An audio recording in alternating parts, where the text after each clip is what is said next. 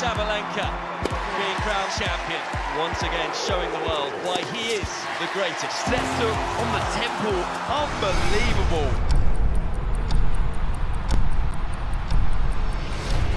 Start with a special showcase bout. It's an absolute monster of a lightweight.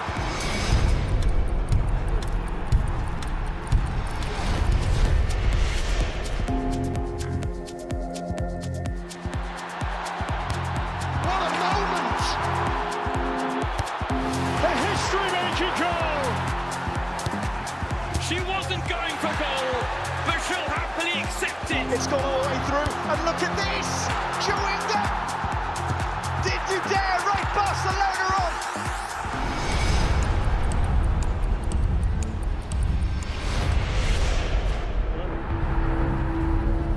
The career of one of the all-time greats is all but over. Nice comeback. Uma oportunidade de dizer alguma coisa que eu acho que nunca disse.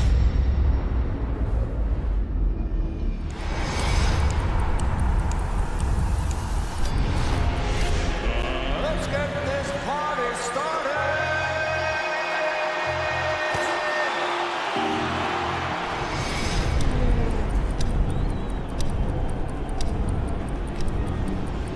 NFL Game Pass is now exclusively on DAZN. Let's get this thing going. Watch every game, plus the playoffs and Super Bowl. It's your all-access pass.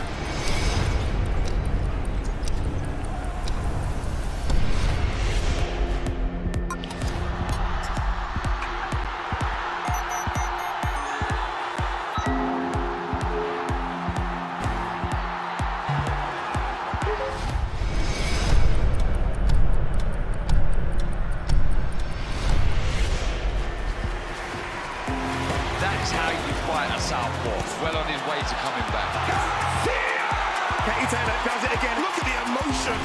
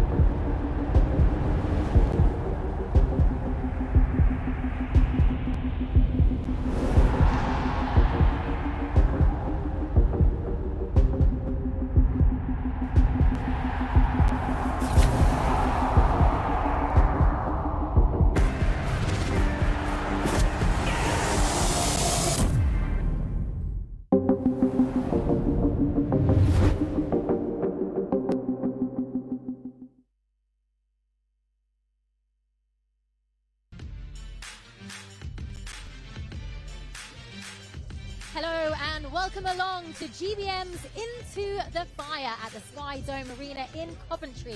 GBM is back in Coventry. This time we're bringing the heat. Not only that, but it's GBM's first in hopefully a long series of fiery fight nights as part of a multi-fight deal with DAZN. So I'd like to welcome all of our viewers on the DAZN YouTube. We've got 12 great fights for you this evening. At 7 p.m, we're going to hop on over to the main DAZN platform for our main card. Now, we've got a big panel of guests this evening for a big fight night. I'm Jo Ankia, delighted to be your host this evening, and I'm joined in the studio at this very moment with Spencer Oliver, commentator extraordinaire. Welcome back, Spencer. We missed you last time on the show. Absolutely. Yeah, how are you doing, Jo? You well? Yeah, very well. Good, Heating good. up here in Coventry. It's otherwise an ice rink here, but it is into the fire tonight, so hopefully it's going to get warmer. Absolutely. Listen, we got some fantastic fights on here. Niall Berry and Francesco De Rosa. That is a fight that I'm really looking forward to. Stylistically, these two will go at it, and we've got some brilliant talent on the show as well. It's going to be a fantastic show with Danny Quatermaine on there and Tina Bradley as well. Kieran Malloy also on there. So, yeah, the card's stacked with talent. Really looking forward to it. Stacked indeed. Bringing the heat. And also in the studio, Dave Colwell, former boxer, trainer, promoter, manager, busy man in the world of boxing. You've decided to join us again. You had so much fun last time, right? Yeah, it was a great show last time. Great setup, you know. And now we're on the DAZN app. We're on the DAZN feed right now. It's going to be a great night. Some really good fights, like Spencer was saying, so I'm really looking forward to it. Okay, well, this is, as mentioned, a very special evening for GBM Boxing. Only 2 years in the making and already a multi-fight deal with DAZN. Spencer, you've been involved with GBM since the beginning.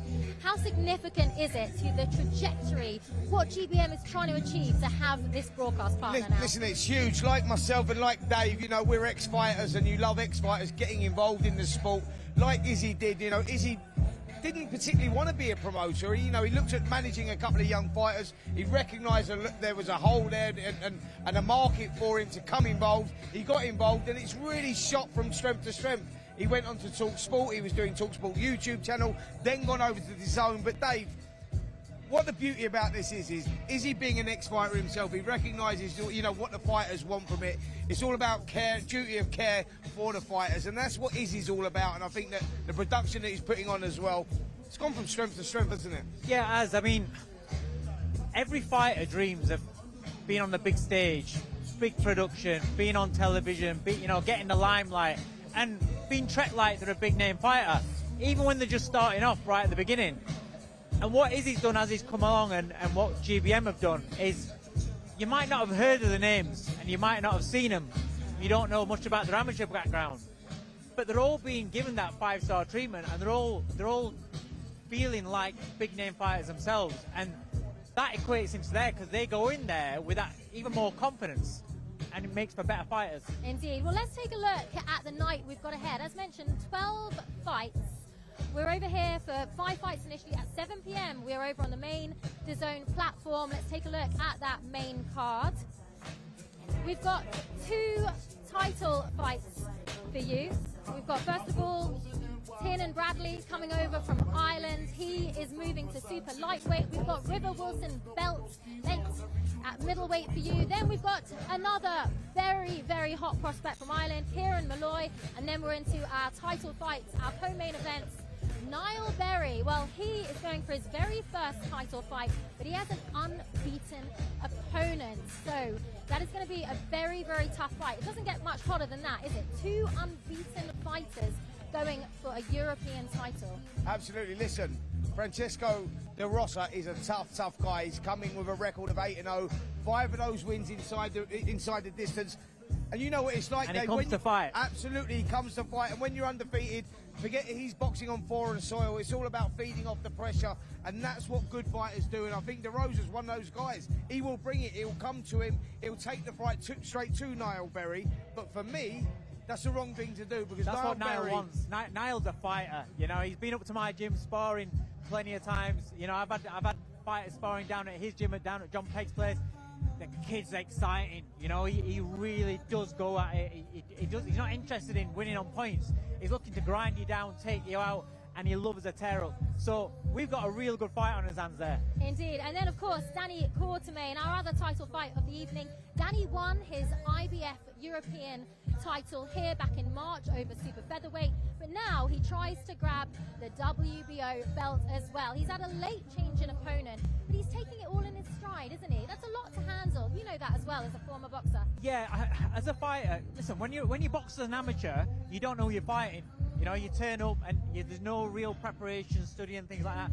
Sometimes, as a professional, you have a last-minute change. It's like going back to the amateur days. It's like there's no preparation, there's no VT, there's nothing you can study.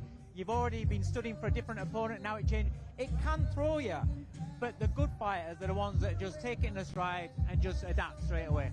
And I think that's exactly what it is. It's that adaptability, Joe. You know, good fighters, they go like Dave said, you know, when you're an amateur, you never know who you're fighting when you're going through different rounds, etc., etc. And, you know, he won that title last time out. That elevated him to another level. But I think that, you know, he won't be worried about that late change of opponent.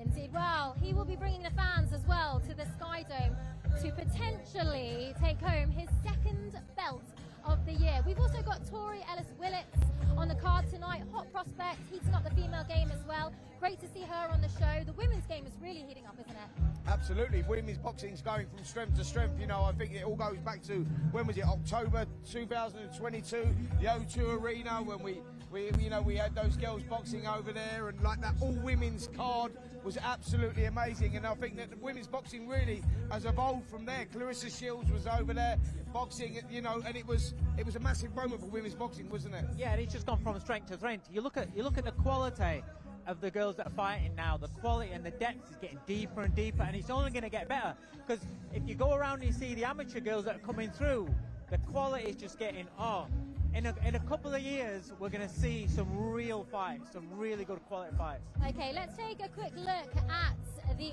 early card for you. What's coming up in just a moment? Well, we've got Amir Abubakar taking on Serge Ambomo over middleweight. After that, it is a super middleweight contest. Liam O'Hare against Harry Matthews. Then at super lightweight, we've got Ashley Eales against Omar Rodriguez. Lightweight, and we'll see Dylan Norman in the ring against Simas Volosinas. And then a heavyweight contest for you. Arlo Stevens, he's a hot prospect, that's for sure, against Victor Chaku. Well, I'm going to take you over to Adam Smith, our director of boxing. And in the ring, we might also be ready for Aki Kareem with our first fight. Ladies and gentlemen, a warm welcome to the Sky Dome Arena here in Coventry for an evening of championship boxing. Into the Fire is presented to you by Izzy Azif of GBM Sports in association with broadcasting partner DAZN. And we have a quality night of boxing for you. 4 titles will be on the line. We have 50-50 bouts throughout the evening. And our main event has 2 titles on the line, when Danny Quatermaine will meet James Chereji with the IBF and WBO European titles at stake. This evening's boxing is sponsored by Warwick Ward and Uncommon Practice, and please don't forget to follow the GBM social media platforms for all this evening's results and backstage footage. And now, ladies and gentlemen, we are ready for our first contest of the evening. It's 4 3-minute rounds in the middleweight division. So please welcome to the ring first from Sheffield by way of Cameroon, it's Serge Ambomo.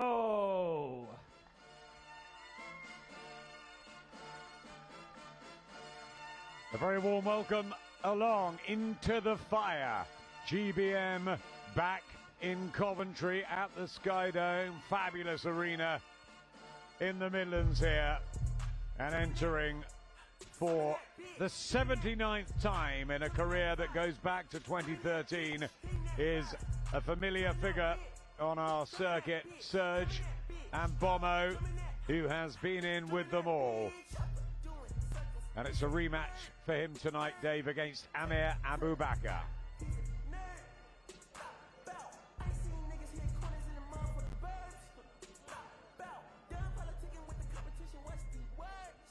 And now please welcome his opponent. He comes to us from right here in Coventry by way of Iraq. It's Amir Abu Bakr.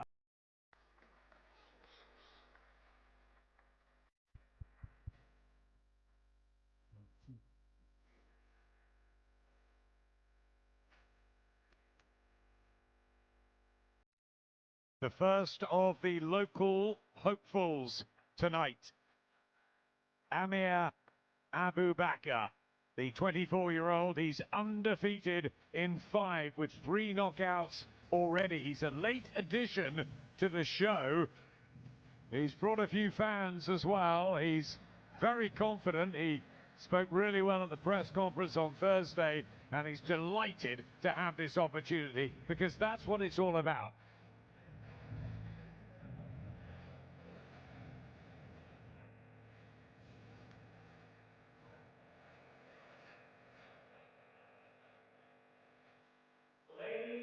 Gentlemen, this is Into the Fire, presented to you by Izzy Azif of GBM Sports in association with broadcast partner DAZN. This contest is 4 3-minute rounds in the middleweight division. And your officials for this contest, timekeeper at the bell will be Tony Dunkley, and your referee in charge of the action will be Ryan Churchill. And now it's time to meet the boxers. Introducing to you first, fighting out of the red corner wearing the multicolored shorts. He weighed in at 11 stone, 8 pounds and 2 ounces. A veteran of the ring with 78 professional contests to his name, including 13 wins, 4 of those wins coming by way of knockout. And he comes to us from Sheffield by way of Ungoksa, Cameroon. It's Serge Mbomo.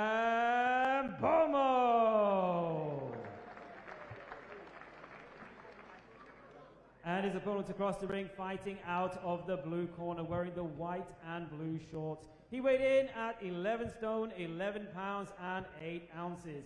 And his record thus far is a perfect one, consisting of 5 wins, no losses.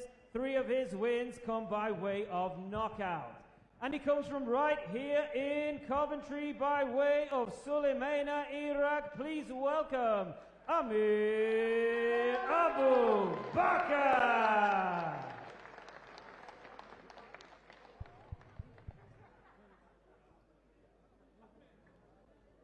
Okay, lads, you both know the rules, so I want to see a clean fight. When I say break, you stop boxing and take a step back immediately. Obey my commands at all times, but most importantly, protect yourselves at all times. Touch gloves. The dulcet tones of Ryan Churchill. Good to see him on the circuit. One of the young referees around under the British Board of Boxing Control. Into the Fire begins, the early card, live on YouTube on DAZN. Remember, 7 o'clock, the main DAZN app. It's a plethora of cracking entertainment tonight and a new era for GBM Sports. Amir Abu Bakr in the white and the white boots, in with Serge Mbomo. They have fought before, back in November of last year. Mbomo, a very tough and seasoned veteran in the business. He's 37 now, and in fight number 79. Only won 13, but he springs the odd upset along the way, Dave, doesn't he?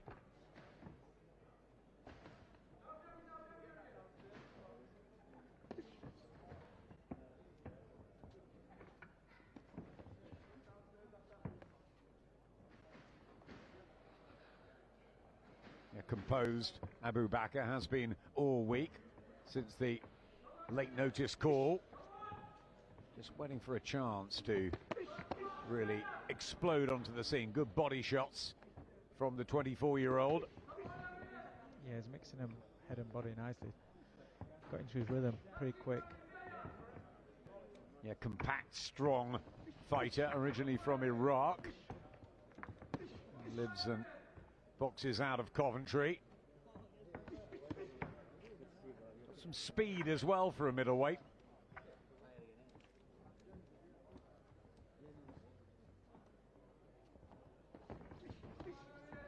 A nice right hand there. Just trying to prise open the guard of Mbomo, who's always really well protected, isn't he? Yeah, when you've had 79 fights, you know your way around the ring. Nice right hand to the body there from Abu Bakr. Yeah, a big right swinging hand. He complains it's around the back of the head, Abu Bakr. It's good work so far from the youngster. Nice jab there. Settling well here. Not easy, is it, coming out first on the show? It's not, but you know once that bell goes, it doesn't matter what order you're on. He's brought one or two from the city.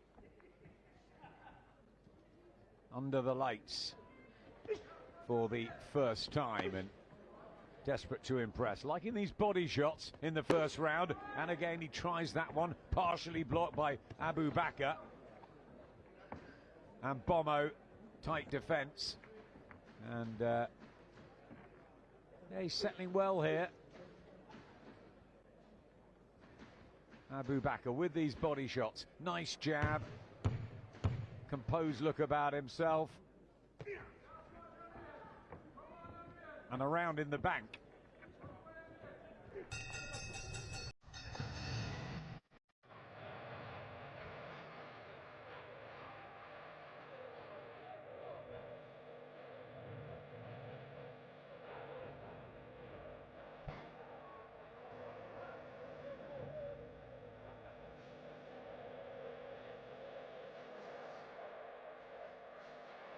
The blue corner of Amir Abu Bakr. Electing to stand. Cold in here, the ice arena, isn't it, underfoot? Yeah, it is. I'm not going to lie. Absolutely freezing. Did you bring your big woolly socks tonight, Dave? No. And I was going to wear a short sleeve shirt as well, so I'm so glad I didn't. Peter Fury, who's with us tonight on the talent lineup, was telling me earlier that the fighters will love it because it's cooler. It is under the glaring lights, though, on DAZN, YouTube, GBM, with this Into the Fire show. 4 rounds in the middleweight division. And the white of young Abu Bakr in fight number 6, undefeated so far. Back in with Serjan Bomo. And a good knockout win over Fernando Valencia. And only turned back in the summer of last year. So he's fighting regularly. And he took this opportunity on the streaming broadcast giant stage of DAZN, which is mouth-watering for these youngsters. And that jab is a good weapon he's got. Yeah, he mixes it up. Sometimes it's, you know, it's not very much loaded, and then he throws it real ramrod jab, doubling it up. Like a few little feints. If you start dropping in a few little feints, then you can find the power shots a little bit more cleanly. Yeah, just prodding forward, and Bomo, as he likes to. Got an upset win over Connor Goulding. Also beat Ryan Dickens too. He's been in with everybody. The likes of Tyler Denny, who got that massive opportunity this week. David Avanesian, I think a couple of times. Can handle himself in there. Good body shot by Abu Bakr. Nothing really deters Mbomo, does it? No, he's got very good base. He's very strong. I mean, look at the traps on him. He takes a shot. Yeah, and he's always ready to fight, isn't he? He is. He's a solid pro. You know, we need guys like this to be able to take our young prospects rounds and give them an education in there as they're developing. Bit of blood, though, coming from Serjan Bomo, and that's just forced Amir Abu Bakr to up the tempo and the pace, and there's plenty coming from the fists of the Coventry 24-year-old. Not everything's getting through, but it's sustained pressure.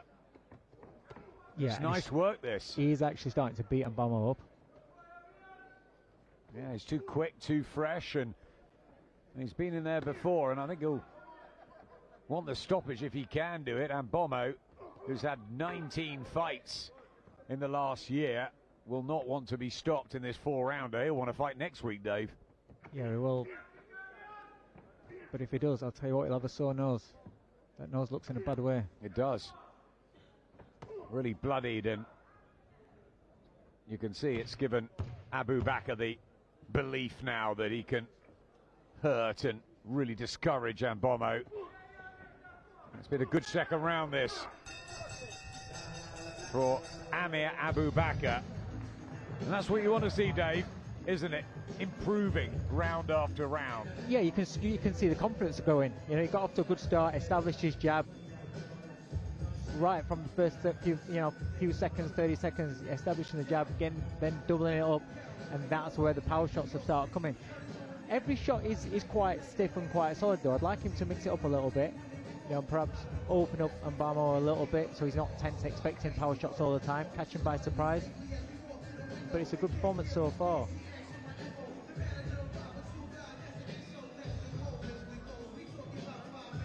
Both fighters choosing to stand in their respective corners.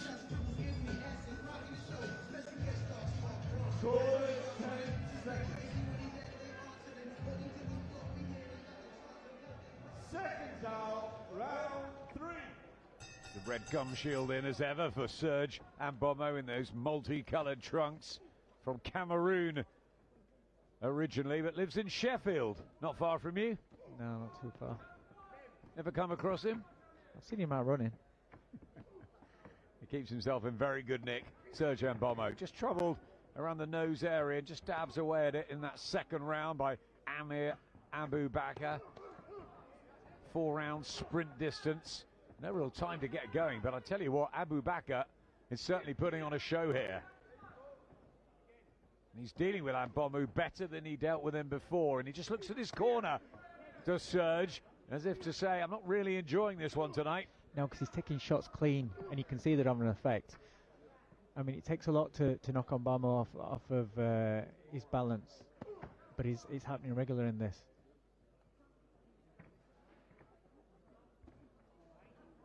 He's carrying that weight advantage, Abu Bakr, scaled 11-11-8. Just blood around the face, and he keeps touching the nose, and Ambomo is having real problems with it. Trying to prize shots through the middle of that tight guard. Abu Bakr.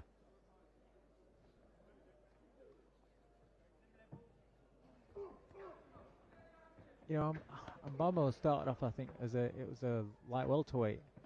So he's gone up through the divisions. So it shows you what a tough man he is. That was back in 2013. He won his first 5 before settling down into life as a journeyman. But a very strong one. 37 now. Not sure how long he'll want to go on for, but physically looks well. But he's being chewed up here by Abu Bakr. Body shots. Nice to the head as well. This is really good from Abu Bakr. It's very good. And he comes back, Ambomo, swinging from the hip. The fighter in him. But if he can keep that's a good shot there from Abu Bakr. And if he can keep a sustained attack on this, 45 seconds in the round, Ambomo wants to get to his feet, but he's slow to do it, and it's over. Stoppage. And that's a great win for Abu Bakr, who stopped Serge Ambomo this time around.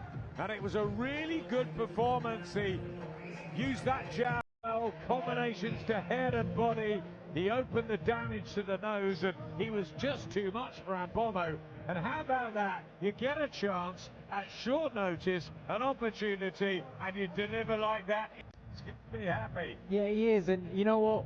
Full credit to him, because he's coming out at last minute notice, like you said. And like you said, you know, he's opening up the show, but it doesn't matter. Once that bell goes, you got to go out there and do his job.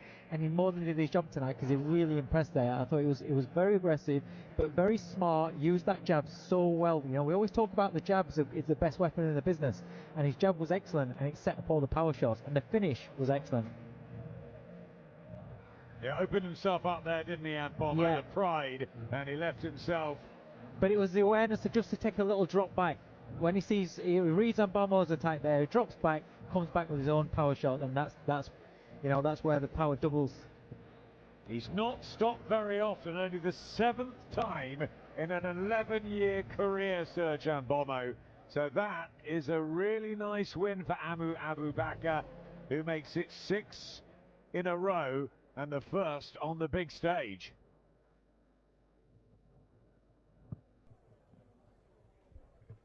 Ladies and gentlemen, your referee Ryan Churchill waves this contest off. Official time 2 minutes and 20 seconds of round number 3. Therefore, your winner by TKO is Amir Abu Bakr. Amir Abu Bakr, the 24-year-old from Coventry, who came in just this week to perform, and boy how he did. That is the way to take your chance under the lights, and why not have a few photos and enjoy the evening, Dave. That was brilliant. Fantastic, and this is what this is about. What I'm saying, I was speaking earlier on about what GBM and is doing. It's giving a platform for fighters that you've not heard of, fighters that you've not perhaps not seen, especially, and you get to see him now. And now you want to follow this young man's career because he looked good, he looked exciting, he looks aggressive. He's 24 years old, so there's a lot of development there. Amir Abu Bakr kicks off the show in terrific fashion. Always meant to beat Serjan Bomo, of course, the journeyman, but it was the manner of victory, the way he did it, and from start to finish, I felt he improved round after round, which is really good for a young fighter. It is, and it's what you want to see as a coach. You want to see that, like I said, he started off with a jab. He was jabbing to the head, jabbing to the body. He was doubling that jab up, and then that was leading him to be able to find the right hands and the hooks. And then when he went in for the finish, he was still using his brains. He still dropped back, saw the shot, and came back with a counter. Yeah, sweet right hand. And Bomo slow to his feet. Ryan Churchill waves it off and holds up the hand of Amir Abu Bakr. And I've got to say, like you said, yes, he's supposed to beat this kind of opponent, but it's how do you beat him? Do you go in there, go through emotions? You fought him before, so you think, oh, you know what, it's just a move around. Or do you go out there and impress? There he is with Izzy Asif, and Izzy loves giving fighters opportunities, and he will be really pleased with Amir Abu Bakr. Expect to see Amir back on a GBM show, because if you do that, come in like that, you can't fail to be impressed. No, without a doubt. And he deserves another opportunity. Yep, watch out for the name, Amir Abu Bakr, from here in Coventry. One done.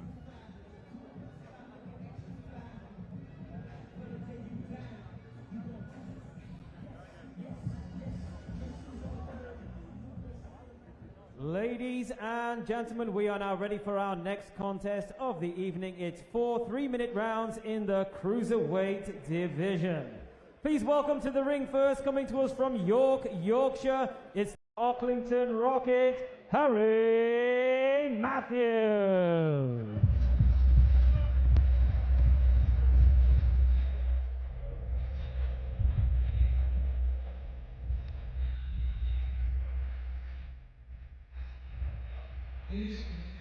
Well, he doesn't often have the big ring walk production, starry, fiery entrance into a ring.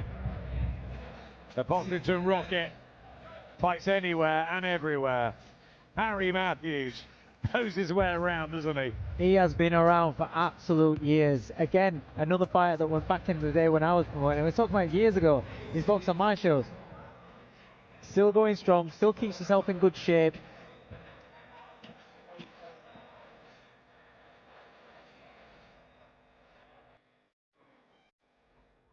And now please welcome his opponent from Hereford, Herefordshire, it's Liam O'Hare.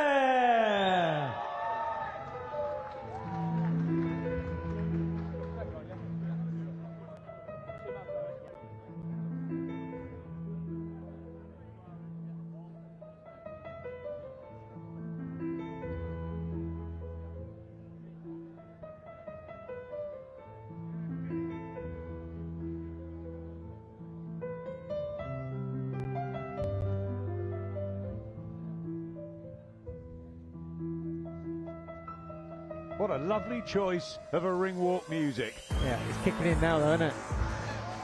I like that. A little bit of classical. And out he comes, Liam O'Hare. He's a lovely guy really good character, and he's brought a few fans as well from Hereford. Sells tickets, he's undefeated. And look at this. But why not enjoy it?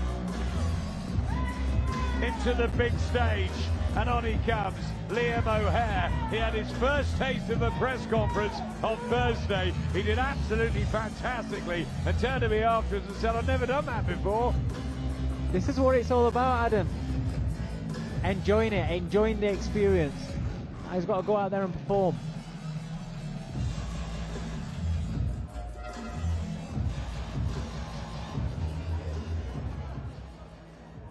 Ladies and gentlemen, this is Into the Fire, presented to you by Izzy Azif of GBM Sports in association with broadcast partner DAZN. This contest, 4 3-minute rounds in the cruiserweight division.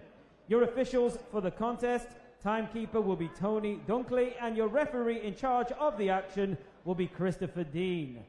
And now it's time to meet the boxers. Introducing to you first, fighting out of the red corner, wearing the black and red shorts. He weighed in at 12 stone, 13 pounds and 6 ounces. A veteran of the ring with 106 professional contests to his name, and he goes by the Pocklington Rocket from York. Please welcome Harry Matthews.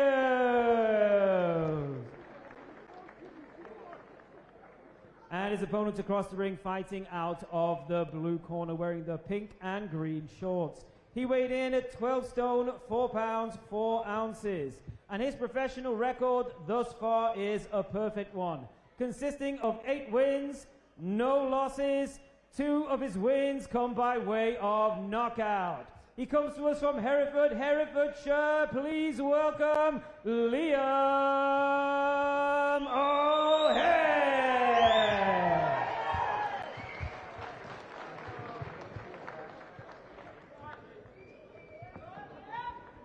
Okay, fellas, you both know the rules. I'll see if you're in a fight. Safe break, stop punching, take 1 pace back. Protect yourselves at all times. Touch balls. Second fight, Into the Fire. GBM's extravaganza in the Midlands, and welcome Liam O'Hare to the party. He's 8-0. For the first round, Liam recently nominated for an area title bout. That was a super middleweight against Kyle Davis, who's a really good young fighter. Liam was saying that he probably wants to campaign at middleweight, giving some weight away to Harry Matthews, which isn't surprising. 12-13-6 Matthews, the Pocklington Rocket, in those black trunks, the green and pink of Liam O'Hare, looking for victory number 9. Let's see what he's all about, Dave. Yeah, he's in against a very experienced opponent, as we've said, in Harry Matthews. What I like about Matthews is that, yes, he's a journeyman, and you know he's had over 100 fights, but look at the shape he's in. You know, he's not somebody that just doesn't bother training. He's always in shape. He's always training, which is why he's got that longevity in his career. Nice overhand right there. Yeah, he comes to fight as well, Harry Matthews. Plenty of wins on that record as well, although he's a seasoned journeyman these days at 36. But he'll test O'Hare. He's been in with some very, very good fighters. So if he feels as though O'Hare's not all that, then he'll really go for it. O'Hare, who's recently moved to John Pegg's Eastside Gym in Birmingham, and feels happy now around a buzzing stable. He's got 39 fighters, John Pegg. He's the main man in the Midlands area, really. A great guy, and plenty of success with his fighters, notably probably Sam Eggington, who many of you will have heard of. Liam O'Hare, very early days, but he's in good company in that gym. Yeah, he is. I was down there recently, and it's just a good vibe. You know, they're all buzzing off each other. They all work together. A lot of hard work. Again, a right hand from Matthews, trying to get his jab going. doesn't cower in corners, does he, Harry Matthews? No, he knows how to look after himself, but then he also knows how to find and expose a few gaps in his opponents. Still to keep them up there. O'Hare targeting the body, a little bit of reddening around that area for Matthews to deal with, but nothing much getting through at the moment from O'Hare. And he does have his chin up high in the air, and he's giving away quite a bit of weight there, so he's got to watch for that. That's better. Little combination, but a right hand back from Matthews. Swing as well, isn't he, Harry Matthews? Oh, he's cutting with two right hands there. Good shot. That's what I'm saying about the chin. The chin of O'Hare is really high. Good opening round.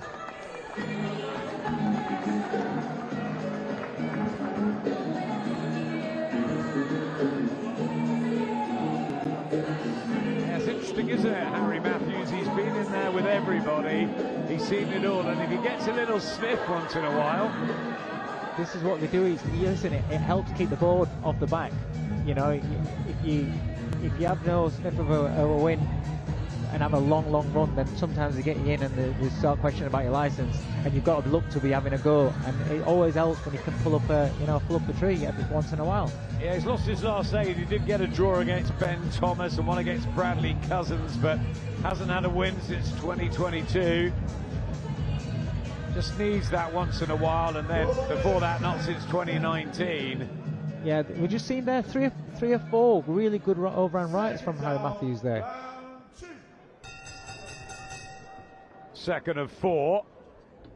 It's the Pocklington Rocket from York, Harry Matthews, in fight number 107. Yep, that's 107, and his 527th round, I think it is.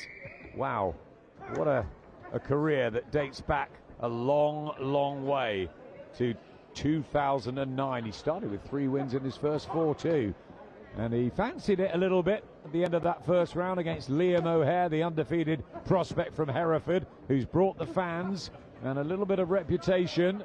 Yeah, O'Hare started off better this second round. I think maybe the first round perhaps took it a little bit lightly, switched off a little bit. He looked sharper. He looked sharper in the second round to start off with this first minute. Targeting the body. Yeah.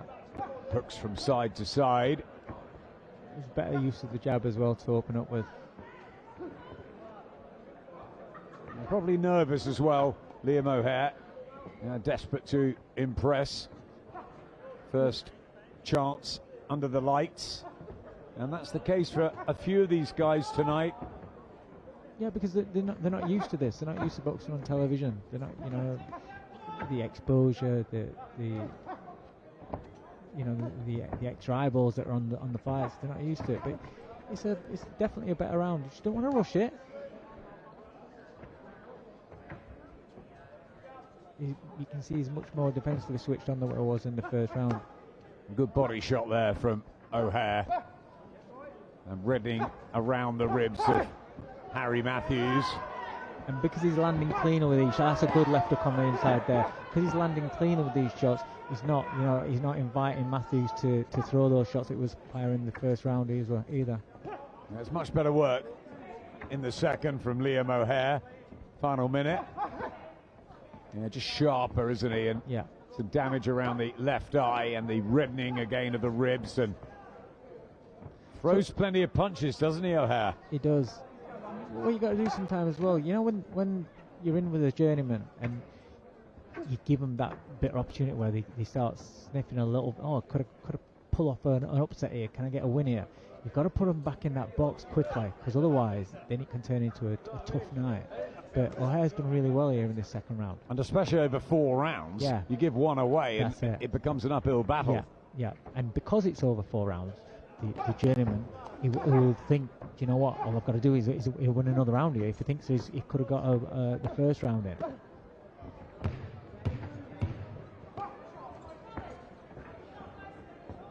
Yeah, just looks at his corner there. Harry Matthews hasn't enjoyed this second session as much as he did the first. No, it's a good response, that. But that's what these kind of fights are about. These early stages of the career, you know, you have a couple of moments in a fight where it's not going all your own way. You go back to your corner, you reassess, and you make the adjustments that are needed.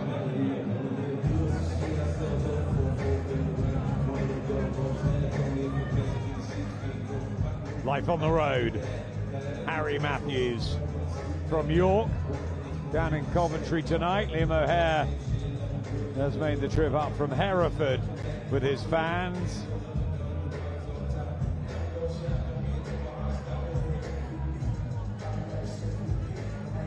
Exciting night ahead. And a better round from O'Hare. There's a nice short left hook there on the inside as he turned him. Round 3. Third of four sprint distance. Liam O'Hare giving a lot of weight away here to Harry Matthews. Scale 12-4, but he wants to try and get down to the middleweight division. Doesn't look like there's a lot on him. He's very well sculpted, isn't he, Liam O'Hare? But so too is Harry Matthews. Over 100 fights in a career that's been 15 years old. And look at him, still into the fire. It's a good sort of name for what he's doing. He's fantastic here, Harry. He doesn't give up, does he? No, he always gives it a go. There once was a time when there was a lot of fighters in Britain that were like Harry, where, you know, they win some, lose some, and, you know, maybe lose more than what they've won, but always come and give the prospects a good fight. And that's a dying breed now. There's not many around, and, you know, Harry's one of the last of them. Now we tend to get the foreign opponents because the British fighters don't tend to want to stay in the game at that sort of level. O'Hare looking for the body shots again. His career started in 2021. 8 straight wins, most recently against Mike Biles. Had a couple of stoppages before that against Jack Hutsby and CJ Wood. Not big names, but he's doing everything okay at the moment, and John Pegg will certainly be sharpening him up, and the fans getting behind Liam O'Hare. Couple of nice good right work hands rate, there Dave. Yeah. Oh, lovely right uppercut there on the inside, just as Matthews walked in. Yeah, he's clever from different angles. O'Hare, you're a bit worried about him with his chin in the air, but stand up. Just needs to relax a little bit around the shoulders. Yeah. I mean, he's not been as bad since the first round, to be fair. But he's still, you know, when he steps up, that's something he's got to watch for. Again, Matthews comes back to have a go. And that's why John Pegg took the match, because he knows exactly what Harry Matthews can do. Trying to force O'Hare back, use that weight advantage that he's got in there. They look like 2 different weight divisions. Yeah.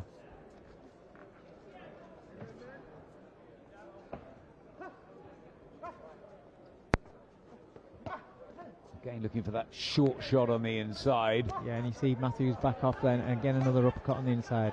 He's got a few little uppercuts there. Picks that shot really nicely. Last 10 seconds of the third round. Liam O'Hare in control here of this one. But Harry Matthews refusing to go anywhere, and bobbing and weaving and darting back with the odd shot. Great pro he is.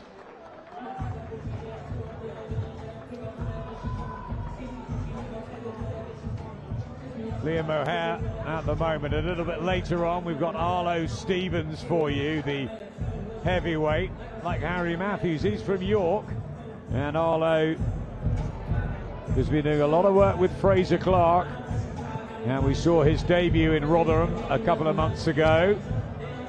And any addition to the heavyweights is an exciting moment for fight fans, especially at the moment. And do you know what? He's a big heavyweight as well.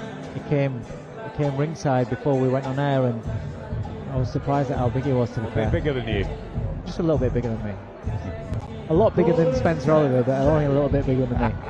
Yeah, I saw you measuring up against Spencer. No, it's him. It's him. He who has the issue. He was complaining that I was on the end, because he's saying it makes you look taller if you stood on the end. Here we are in Coventry, Sky Dome, right in the middle of the city, and it's Liam O'Hare bustling away. He's got to watch the odd shot. That's a left hand from Harry Matthews, but O'Hare has done the better work over the first three. Oh, and a good shot there. That was a good shot there from O'Hare. Goes. Really was. Lovely punch. Sort of a push afterwards, but down he went, and he's been counted. And Liam O'Hare scores the knockdown. That was a very good shot. Really good shot, and he's called it off. Didn't like the look of Harry's eyes, and it's all over in the fourth. It's a stoppage victory for Liam O'Hare. That's his third.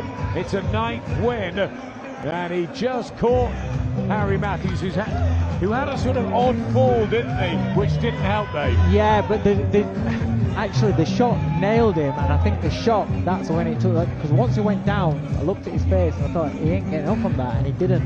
The initial shot was a really good shot. When we see it back, I think it's as Matthews is bustling forward again, he was catching little counters really nicely.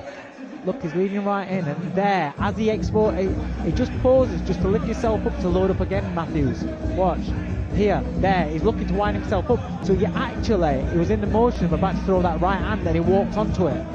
That was a beautiful right hand, wasn't it? Very good shot, that. And he ended up, just delayed fall, and that was enough. Do you know what? That was a really good performance, because the first round he was getting hit, and it looked like it was going to be he's going to make this a difficult night. But the adjustments that he made there for a young pro, fantastic, really good job.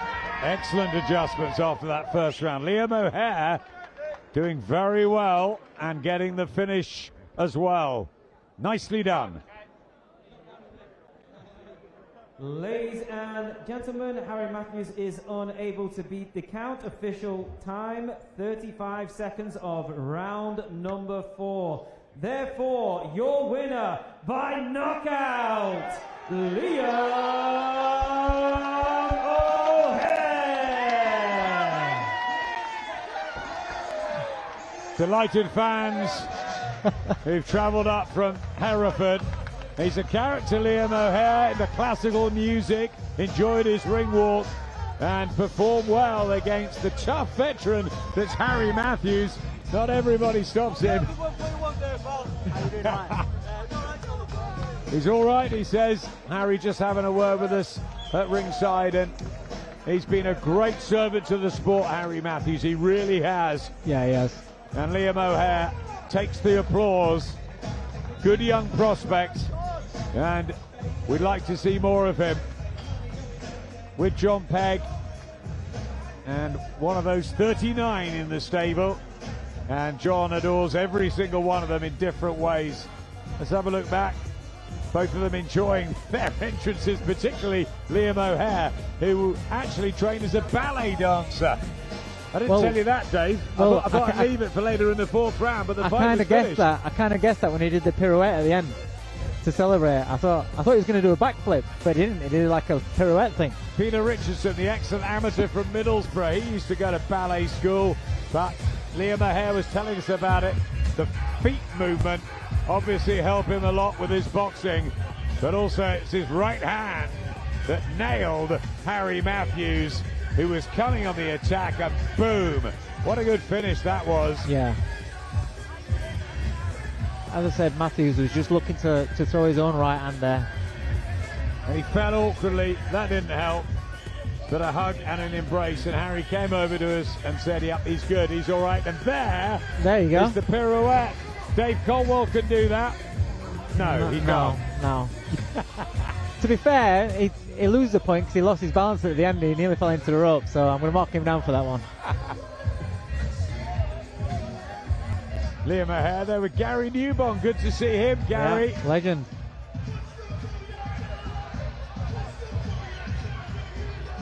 Yeah, he's really delighted, and so he should be. Amir Abu Bakr and Liam O'Hare both winning by stoppage. They're taking their opportunities. Beautifully done.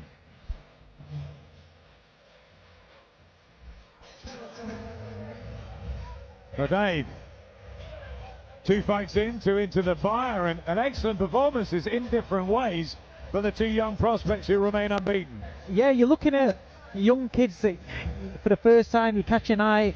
They've got an opportunity to put themselves out there and for you to have a lasting impression. And I think so far, the two young lads that have gone in there, they've not gone in there and just tried to have a little move round and settled. They're in with tough journeymen.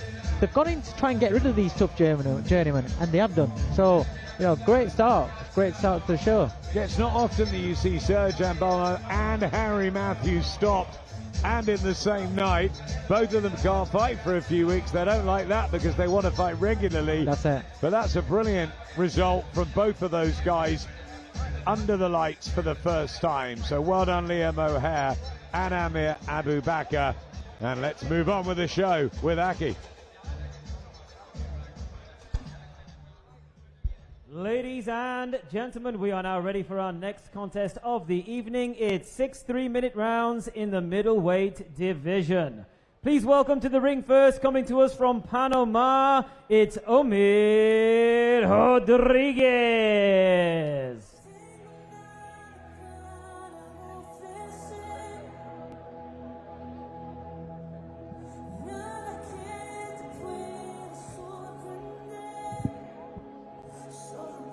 Omir Rodriguez enters battle for the 35th time in a career that started back in 2013. It's been a bit stop-start for the man from Panama. Tough, fairly durable, 114. Let's see what he can do tonight. And now please welcome his opponent, coming to us from Nuneaton. It's Ashley, the real deal here.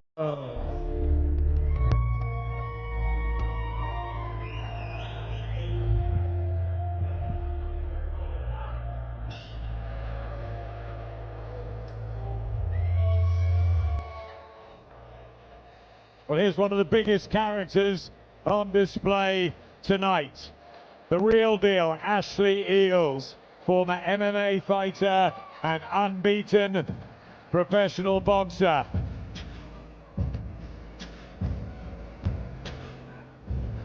Cocksure, confident. He's got a real swagger about him. Come to me around, and he was talking it up at the press conference. An entertainer, and we need them, Dave. We certainly do. We certainly do. It looks a character. Very, very confident, enjoying his ring walk. I love to see that.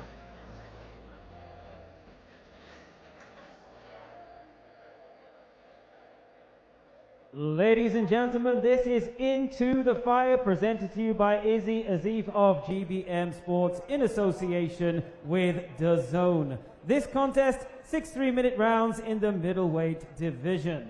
Your officials for this contest, timekeeper Tony Dunkley, and your referee in charge of the action will be Ryan Churchill. And now it's time to meet the boxers. Introducing to you first, fighting out of the red corner, wearing the red, blue and white shorts. He weighed in at 11 stone, 4 pounds and 2 ounces. His professional record consists of 34 bouts, including 14 wins, 6 of those by way of knockout. Damas y caballeros, de Ciudad de Colón, Panama, Guerrero de Dios, Omir Rodriguez.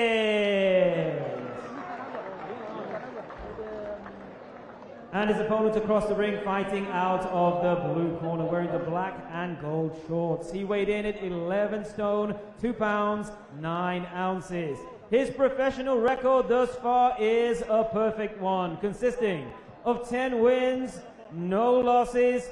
3 of his wins come by way of knockout. He stands here tonight as a current reigning Midland area champion. He comes to us from Nuneaton, Warwickshire. Please welcome Ashley, the real deal Eels.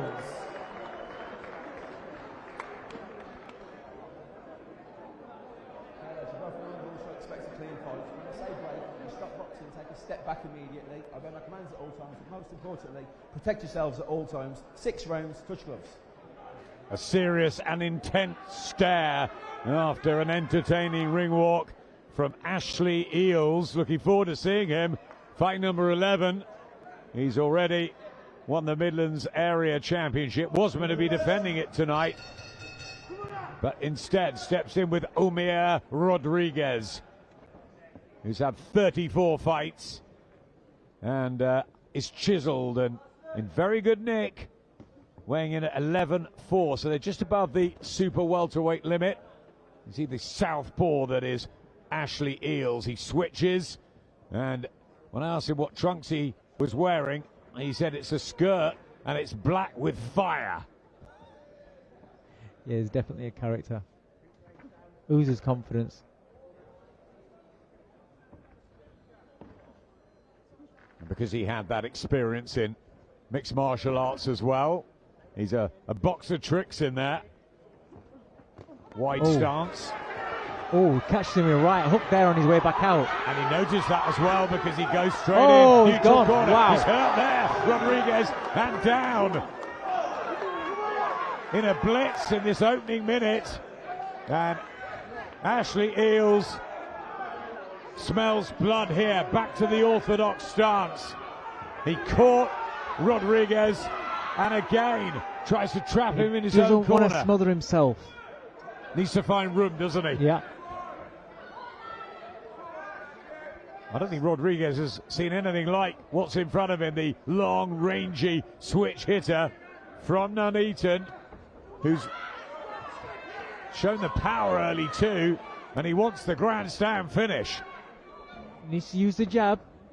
Use the jab to get the range. Pick the shot. I'll tell you something else, Dave.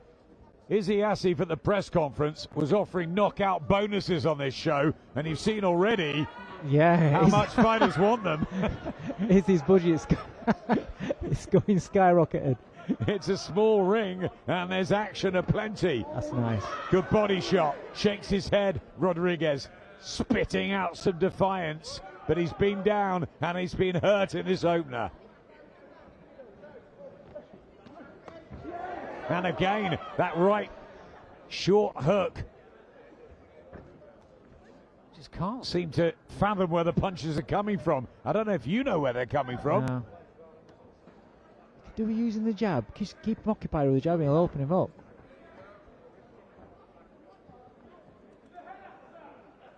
The shot that did the damage is beautiful. Wait till you see it back. He's on his way out and he comes back with the right hook. Targeting the body, back to the head. Ashley Eales, little look at you as well at ringside, as if to say, how am I doing, Dave? You're not doing bad.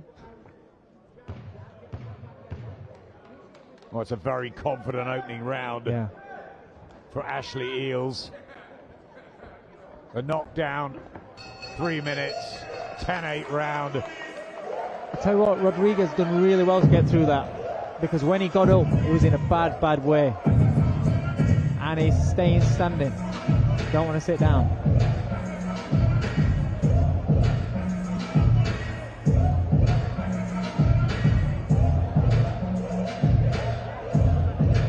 The right hand, wasn't it? Clip. Yeah. And that there. Wow. The leverage you got on that.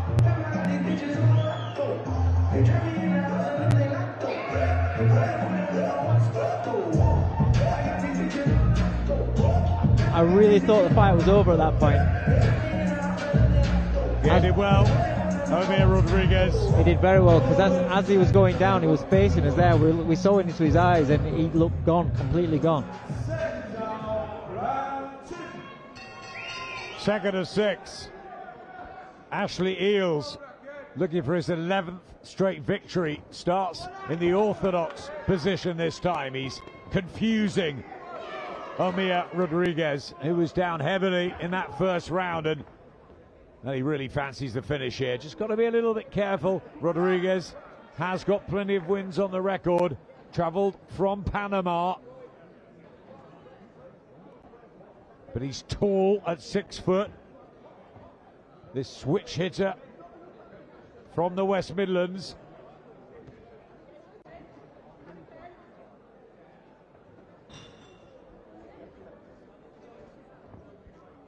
Talks the talk in the press conferences and in front of the camera, and so far is walking the walk in the ring.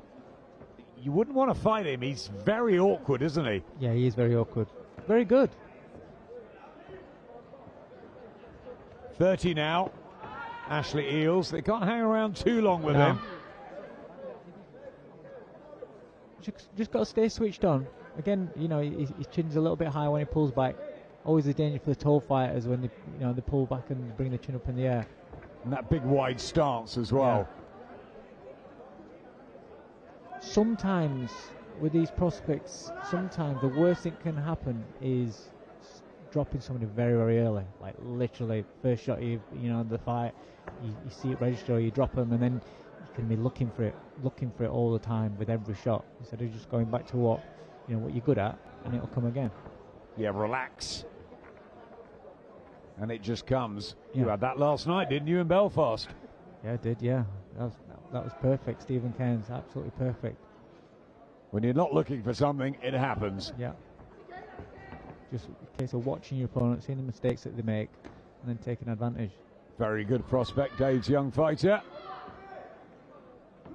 Let's see how far Ashley Eels can take his career. Undefeated. Omar Rodriguez has lost 19 through his long journey, as he showed. And he's got ambition, because otherwise, when you get hit with the shots that he got hit with in the first round, if he didn't have ambition, it'd have just stayed down. It'd been done. You saw the ring walk. Yeah. You saw the introduction. He loves it, doesn't he? He enjoys it, and he's in great condition. Oh, yeah, definitely. You can see that he feels he's got his legs back now. He's got a wide stance as well, isn't he? Just gripping into the canvas with that back foot. There, and good right shot. Hand See? Was nice. You have to be switched on. And I was just saying, you can see with Rodriguez, he's got his legs back and he's setting himself to look to get some punches off now. Yeah. Oh, wow. And he's gone. He's gone. Eels literally sways his way back to the corner. That was slightly after the bell. Slightly, but you've just got to be switched on. You've got to stay switched on always. Wow, Omar Rodriguez coming back from that first round knockdown, just to remind Ashley Eels, who left himself open a couple of times there. Look, swinging for the big shots that aren't there, left himself completely exposed. It was that right hand there. That's a shot he gets nailed with there. But he's telling him off, is Ryan Churchill. That was after the bell, but the first one wasn't. And Rodriguez now is going to really fancy it. As I said, you could see in him that his legs were back and he was feeling better about himself because he was looking to try and creep forward a little bit and get shots off. Third round, the black skirt outfit with the gold, the fire down the sides, the heavily tattooed Ashley Eels, the real deal. Looked it in the first round by flooring Omar Rodriguez, but walked into a couple of right hands late on in the second, and this is nicely poised. It's almost like he's got a lazy recoil when he's throwing them shots. Look with the left hand, and he leaves his chin there. And heads coming close together as well. Rodriguez, he's going to get some confidence from the back end of the second and from seeing it out in the first. Yeah.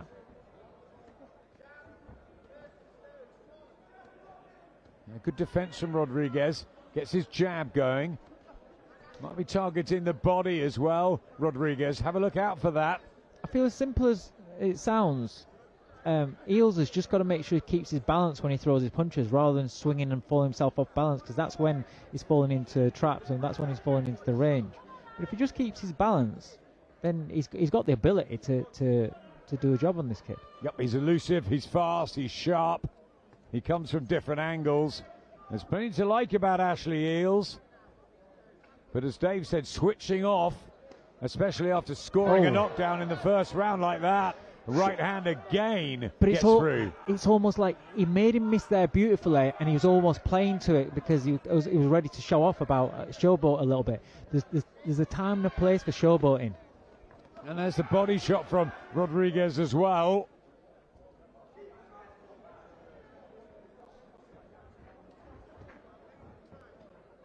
He's fairly obvious with his maneuvers, Rodriguez, but he's determined and he's fierce and he's competitive here. And he's catching heels with some good shots. And he's much more experienced as well. It's actually turning into a good match, this. Yeah. There, he's pulling out with his head high up every time. Leaves him so vulnerable. Rattling in the body shots, keeping that defense tight, Ashley Eels, but it is a style that's based on reflexes. That was low from Rodriguez, but he is targeting that long body of Eels.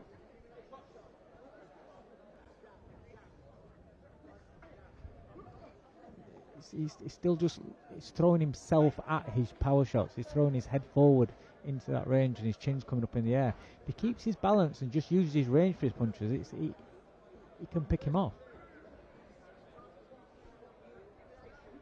And that's better behind the jab, just keeping Rodriguez at bay.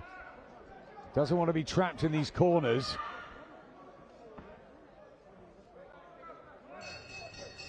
Yeah, interesting.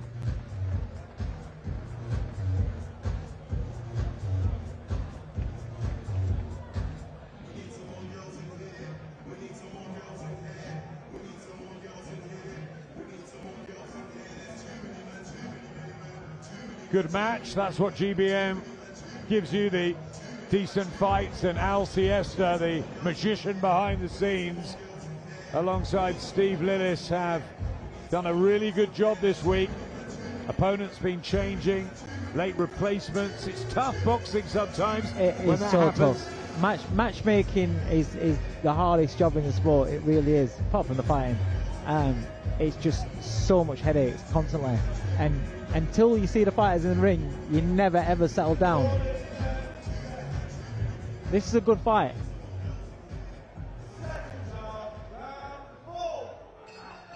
Second half of this one. At Everstone 2-9, Ashley Eels way just above the super welterweight limit. Omar Rodriguez 11-4-2. Both in terrific condition, very different fighters. A contrast of styles.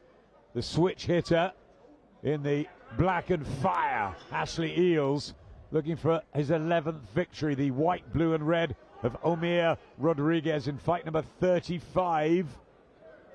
He's won 14 of them, and he's hungry for a 15th here. How are you scoring it? 10-8 obviously the first round.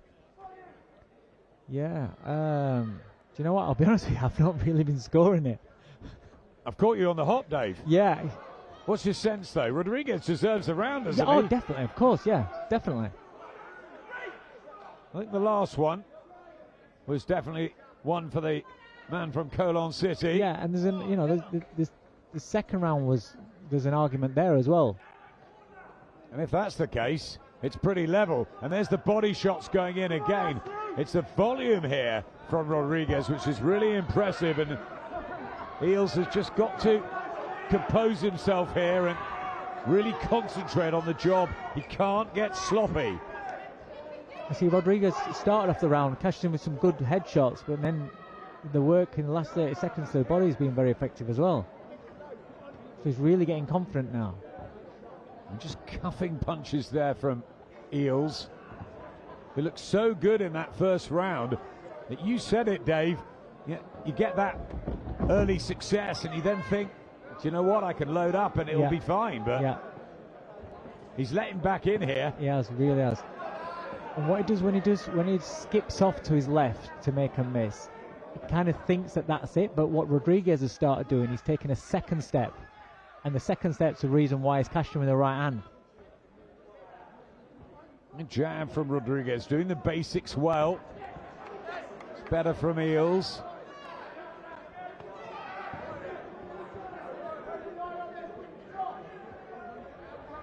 You just want to see him flow, don't you? And keep Rodriguez away at distance. He's got this huge height and reach That's a good advantage shot. and the speed. And that's what we saw in the first round. A bit more here from Ashley Eales. Nice shot, right hook on the temple there.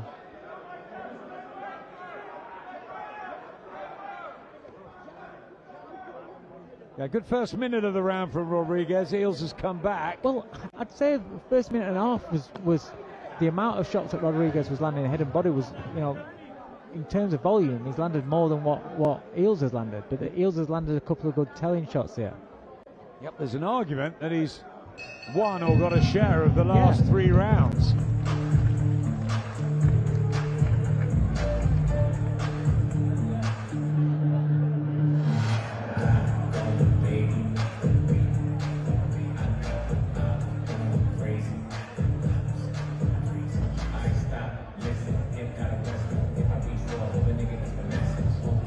Yeah, I don't think it was actually as hurt as what I thought initially. It's probably more balanced that, but it was still a good shot on the temple.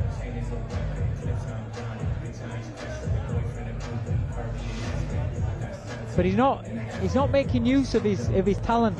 He has got talent. You can see he's got talent and boxing ability. He's not really making use of that because he's kind of like lining him up with the jab, not using the jab, lining him up, looking for a big swing.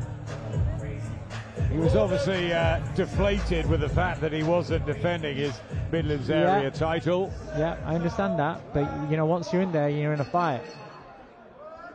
Well, 6 minutes left of this one, and it's intriguing.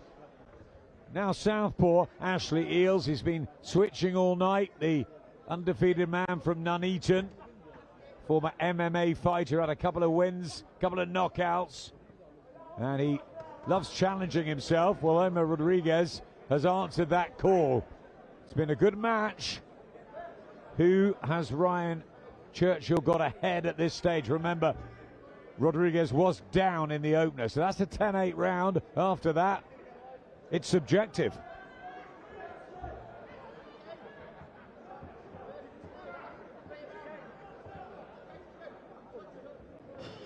It's in the melting pot, isn't it? Yeah. Still an intriguing fight. I mean, you've got to say, probably, you know, Eales will probably be in front.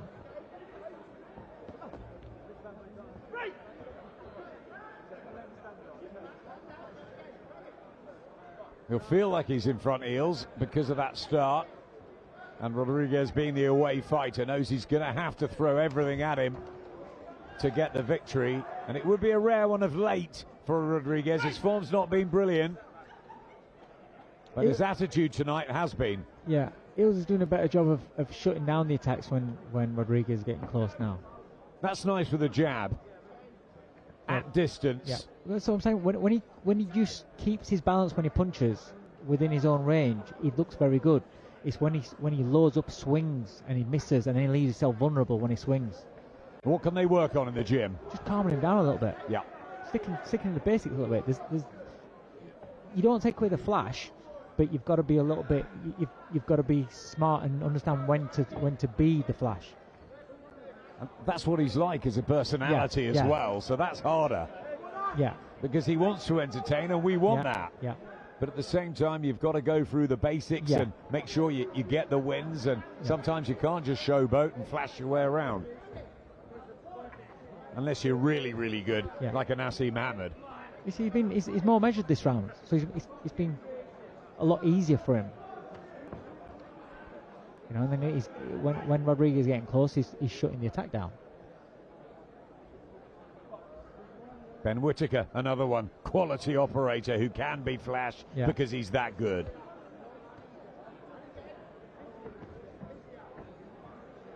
There was a nice little left uppercut there, long left uppercut there from Eales. It's been a better round this from much better. Ashley Eales. It's been more settled, more measured. Yeah, I think he's listened to the corner. Yeah, I think he's boxed well. Just more intelligent. Yeah, it's good to see that change in the 5th round from Eales. Oh, good right hook. A bit of an exchange there. I thought Eales landed a good right hook. Just touched down there as well, end of the round. Ashley Eales, like to see that back because it was his round. Yeah, definitely his round. But the back was to us there. Yeah, that's not lost a his knockdown. balance, didn't he?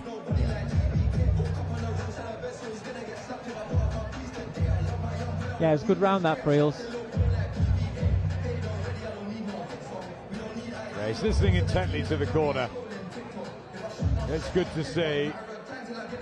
Again, this is what you want to see with your young fighters coming through. Again, he did catch it. He did catch Rodriguez on the way in with that right hook. It was a good shot. You want to see him, you know, when the questioner asks of him and when they're having a few little problems, or maybe lose a round, maybe 2 rounds. How do they respond to it? Can they adjust? And you know, he has done. Yeah, it's all about coming back, isn't it, Yeah. from any sort of adversity. We saw that with Kieran Malloy in Rotherham. He's coming up later tonight, the fantastic, unbeaten southpaw from Galway. You got to deal with trouble in the ring. Ashley Eels has had a couple of rounds where Omer Rodriguez really put the pressure, put the heat on him, rattled in some body shots, but Eels has responded. Is boxing better? I'll tell you what he has done really well. You know the shot that he got hit with in the round? He's done absolutely brilliant because that was flush. That was flush, and he looked really hurt with that. So that could have been absolute disaster, but he's recovered from that really well. Well, both of them have done it. Both fighters tonight. Yeah, without a doubt. I mean, Rodriguez, like I said, I thought the fight was over. Yeah, really good recovery from that first round knockdown. Omer Rodriguez. What has he got in these last couple of minutes? Well, he's working. That's what he's got.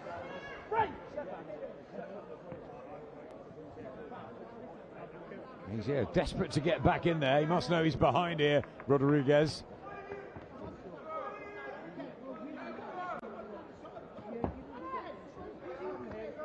Yeah, styles have blended well. Rodriguez hammering away to head and body in his own corner, and Ashley Eels just shipping a few. Defence is quite tight, but he's not throwing much back. No.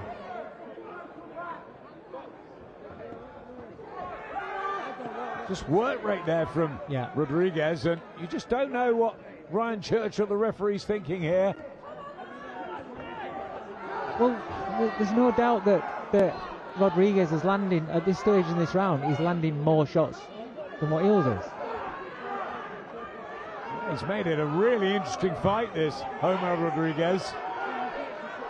And the fans getting behind Ashley Eels last minute. Looks a bit tired, just shaking his right hand. I wonder if there's an issue there, but he's just got to get on with it and hear out the bell. He just smiles down at us to say it's all right, it's under control. Is it?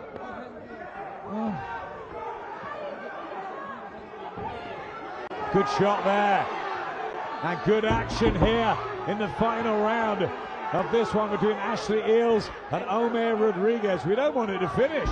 We're going to have had 8 rounds of this. Yeah, it's been a good fight, very good fight. Well, I'm not sure there's going to be a knockout bonus going either way for Eels and Rodriguez, but they've given us the best action so far tonight on DAZN YouTube. It is Eels and Rodriguez. Last 10 seconds. Eels probably has done enough, but Rodriguez has been valiant and very aggressive in some of these rounds. Great stuff from the pair of them. Eels has got a problem with that right hand. Omer Rodriguez believes he's won the fight. Well, he weren't scoring it, Dave, but what's your hunch, Eels? Maybe on the knockdown. I'm going to be honest with you. You've got to say Rodriguez won at least 2 rounds. And there's an argument that he won a third. Yep. Without a doubt. 10-8 round at the round so, number 1. So what I'm saying is probably on the knockdown, you'd give it Eels, but it was one of those fights.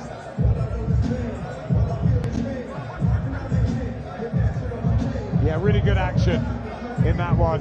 Fantastic effort that from Omer Rodriguez, come all the way from Panama. Ashley Eels just shrugged his shoulders down at me as if to say it was all right, it wasn't great, but I think he thinks he's won it. I do, I think he's nicked it. Yeah, I'll tell you what, he's talented, he's exciting, he's flash. He's just got to settle. When he settled down, and he was like, it's almost like less is more sometimes, and he looked really good and had it under control.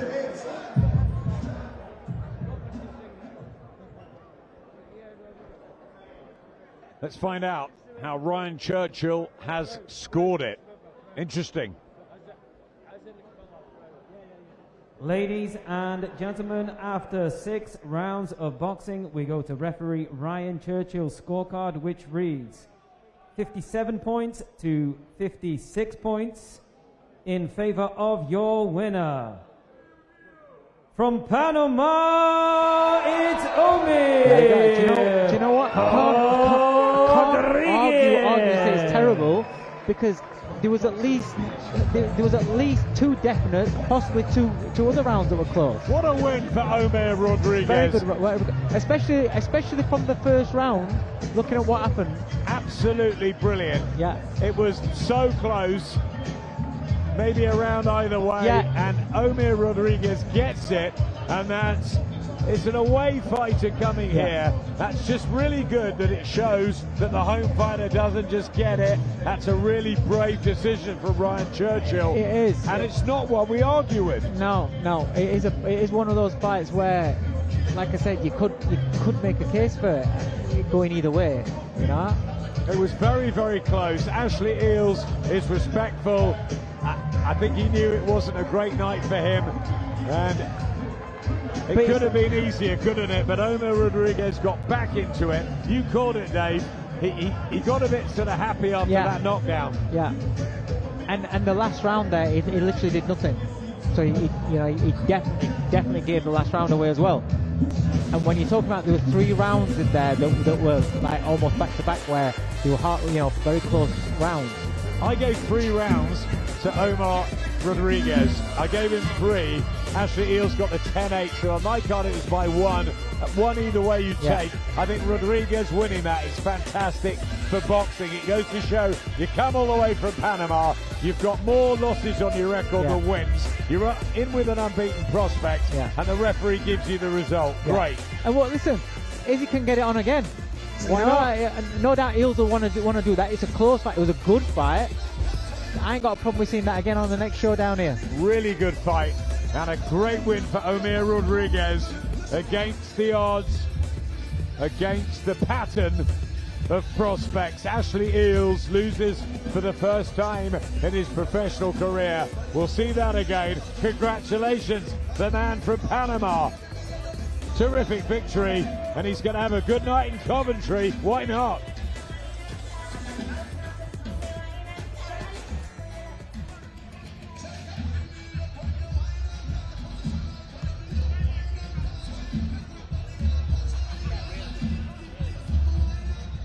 Ladies and gentlemen, we are now ready for our next contest. It's 4 3-minute rounds in the super lightweight division. Please welcome to the ring first, coming to us from Panevėžys, Lithuania, it's Simas Volosinas. Well, the fights come thick and fast on this packed, stacked GBM show from the Coventry Skydome. No nonsense here. Simas Volosinas can't wait to get into the ring. Straight, serious, intense. I mean, the ring walks have been very varied already, haven't they? Yeah. I would say he didn't look the happiest of fellas walking towards the ring. Well, he's done it over 100 times, so he knows his way here. Simas Volosinas from Lithuania.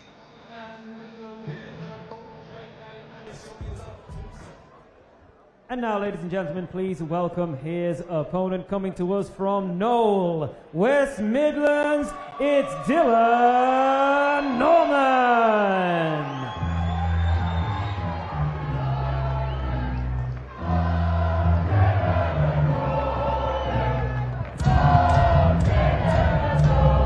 We've heard this ring walk music once or twice before, haven't we, Dave? Yeah, just a few times, man. Dylan Norman sells a bundle of tickets from Knoll here in the Midlands. He's 8-0, and I saw him arrive really early today. He was here about 2:30, so he'll be doing a long warm-up, and there are some of the fans that have come in from Knoll and from the city centre here. Sunshine day in Coventry, and they're really going to enjoy their night. to support Dylan Norman.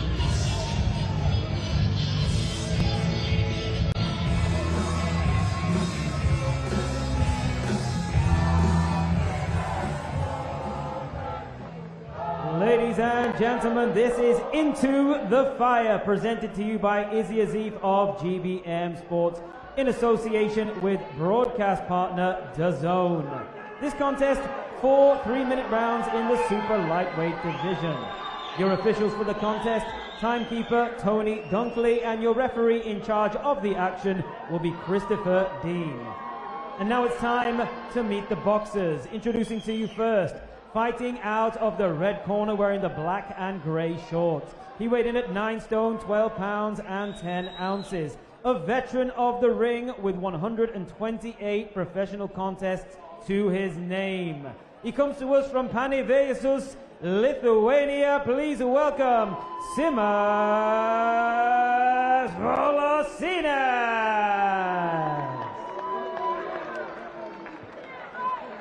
And his opponent across the ring, fighting out of the blue corner wearing the black and white shorts. He weighed in at 9 stone, 13 pounds and 12 ounces. His professional record thus far is a perfect one, consisting of 8 wins, no losses, 2 of his wins coming by way of knockout. And he comes to us from Knoll, West Midlands. Please welcome Dylan Norman.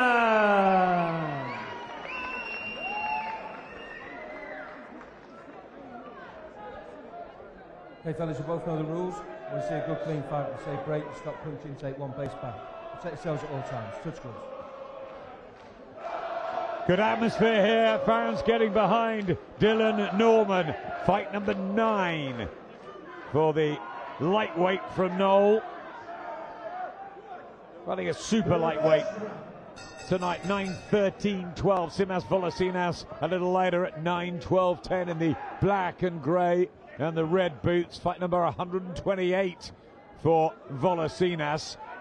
He hasn't won in a long time, but keeps himself in nick and can frustrate the prospects, but he can also be hurt and stopped. So let's see what Dylan Norman can do here. He's got a couple of knockouts on the record. Remember the knockout bonus, the big incentive from Izzy Azif tonight. We've seen a couple already, and some knockdowns as well. Plenty of entertainment in the first 3 fights. Here's the 4th, Into the Fire, GBM and DAZN together.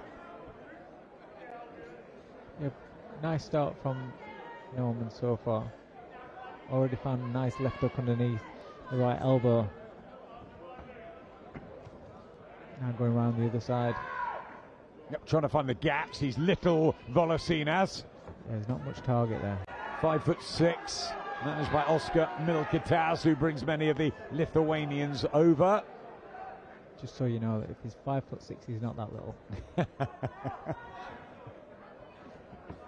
A body shot there from Norman. Yeah, he's good. He flows. He's exciting to watch. He's aggressive.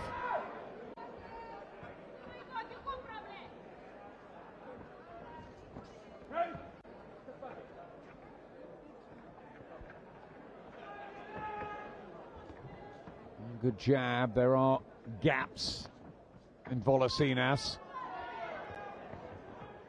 Norman will be looking to exploit. Yeah, he keeps looking around the sides.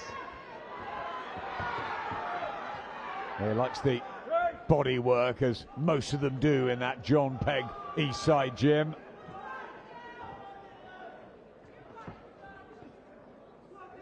Always fit, committed, determined. How cute and clever is he? Yeah, he's started off nice and sharp, quite active, quite busy. Maybe just needs to start throwing in a few little feints, getting Volosinas to commit a little bit. It can leave a cleaner gap.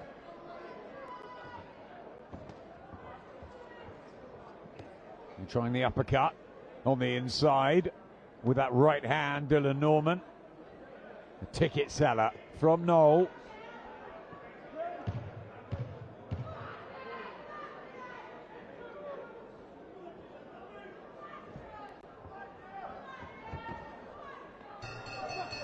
A decent opener from Dylan Norman.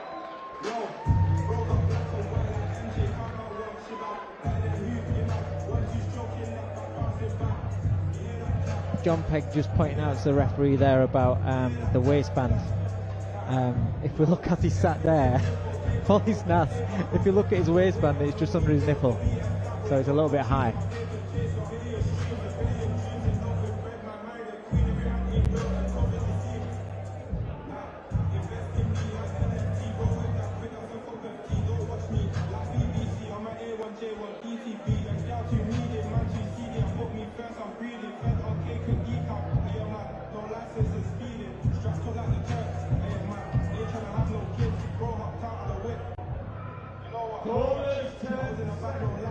Yeah, he's just pulled his shorts down a little bit.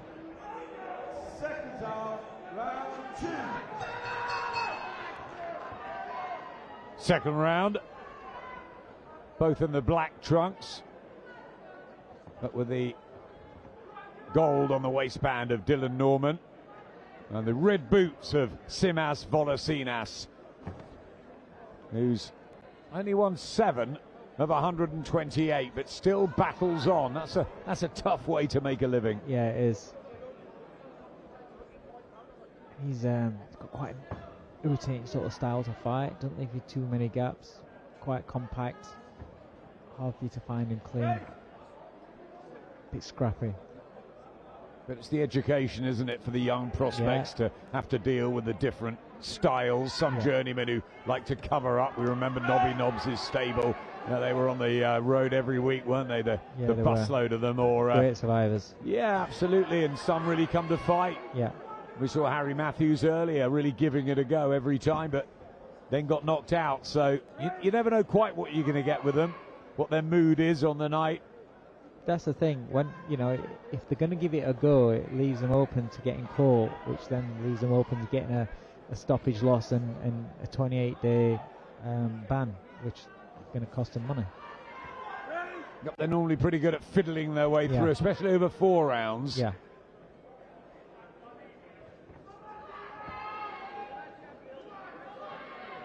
Norman lively, looking for the body work. Yeah, he's landed a few good little clicks round to the body. Oh, that was a nice, that he doubled up there, threw a good left hook underneath, then came back to the head. Yeah, beautiful. Really good, that. Yeah.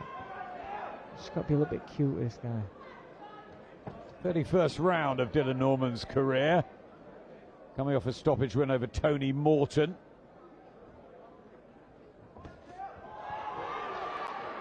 Turned back in 2021, so wants to get busier.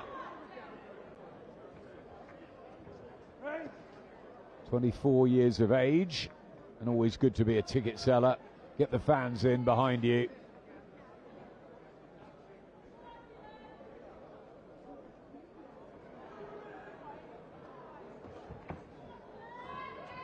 Just a bit scrappy at the minute. Yeah.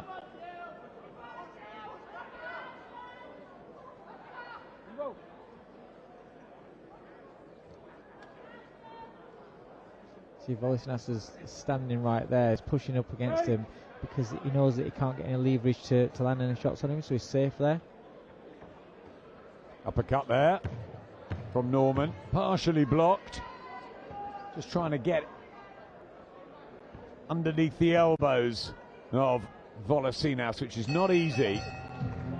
He's winning it, but it's not dramatic. It's a quiet one, this. Yeah, Volosinas is definitely a spoiler.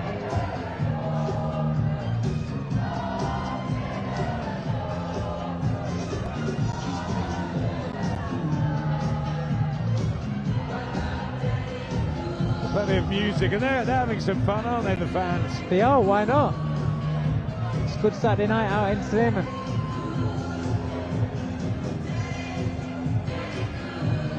These are the big screens up here. at the Sky Dome, and there they are, some of the hardcore Dylan Norman supporters.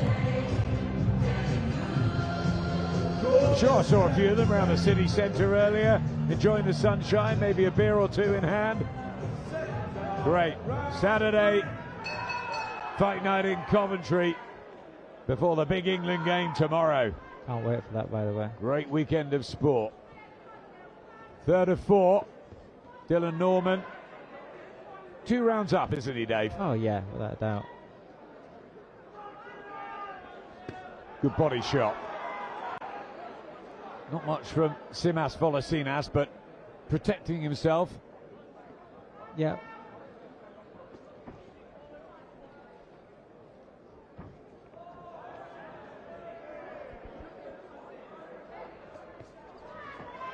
I'm just trying to open him up. That's the difficulty, isn't it? Yeah. You start knocking that head back with a jab. You start keeping that distance with a jab. Doubling up the jab, trying to back him up to the ropes. And once Volosinas gets up close, then he's very good at spoiling. Just shuts that range down, so he's too close for you to be able to work. Body shot again. Dylan Norman this time with a left hook. Just really thinking about his work and trying to fathom out a way to get inside that sort of crab-like defence of Volosinas. See, when Norman throws his double jab, he'll throw a double jab, close the range down, pushes Volosinas back, and then he'll hold his feet and stop. And so then he's got the range again. So if he doubled it up and tried to start pushing him towards the ropes, bring his feet in, bring his front foot in and start closing the range, pushing Volosinas, I can't say his name, Volosinas, if he pushed him back towards the ropes, then he could perhaps start bullying him a little bit, make it a little bit more uncomfortable for him. Decent right hand. I like it when he's at range. Norman. Yeah, decent head movement there. He's just warming into this a little bit more now, Dylan Norman. He knows it's a frustrating one, a short 4-rounder, but he's landed a lot of good little body shots, and they'll start making the opponents start getting more ragged and slowing down a little bit, and that then leads in later rounds. You manage to catch them with better shots like that. And it's rounds, isn't it? Yeah. All the experience needed at this stage in a young fighter's career. Activity, good sparring in the gym, and then delivering under the lights. Yeah. Oh, that's a nice left up underneath. Really nice. He's getting some really good body shots off. I think he's enjoying this a little bit more here. Yeah. Dylan Norman finding his range. He's stopped Volosinas from spoiling as much this round. Feet have been better. Yeah.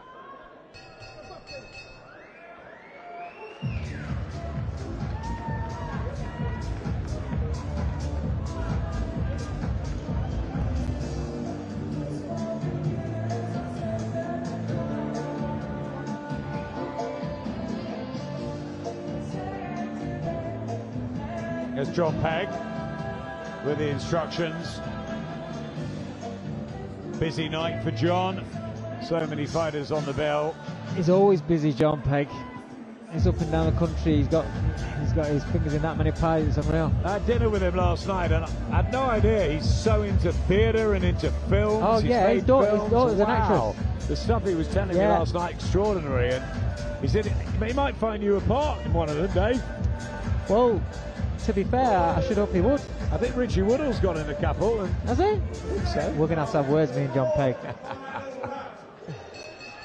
Yeah, film, theatre, entertainment, and boxing's all about entertainment. Dylan Norman has brought plenty of supporters from Knoll. He's 3 rounds up. He's improving with each minute here against a tough, difficult, awkward opponent in Simas Volosinas, who is a circuit loser, but that doesn't mean he's easy to beat. No. That's the difficulty with journeyman, and trying to explain that outside of the boxing trade. They're very good at surviving, and that's the job, is to survive. You know, a casual fan looks at the record and says 7 wins, 121 defeats. You say, why is he bothering? but he earns money, he keeps himself fit. That's exactly it. If he's had 120 fights, add up the money that he's earned.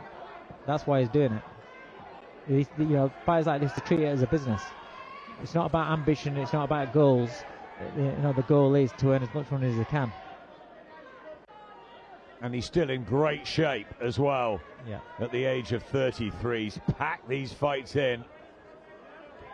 Did get stopped last time out, so had to have a break. But it's already his 6th fight of the year.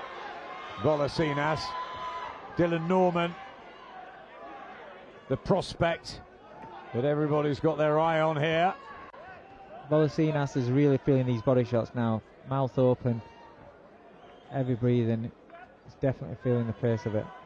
Last minute and a half of the fight. Yeah, body shots have been good from Norman.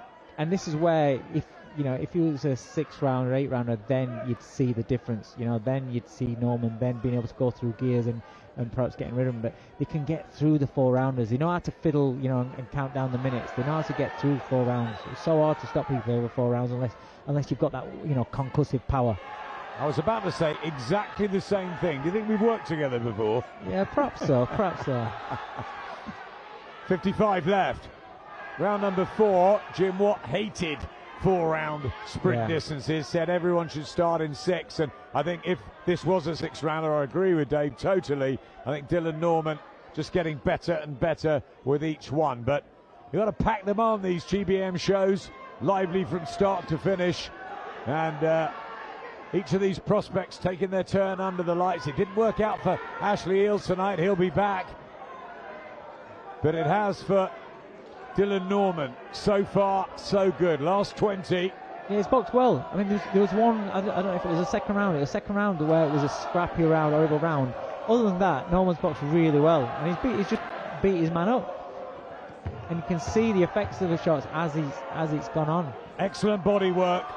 Great drive and fitness. And he's, won every round here. Yeah. Dylan Norman.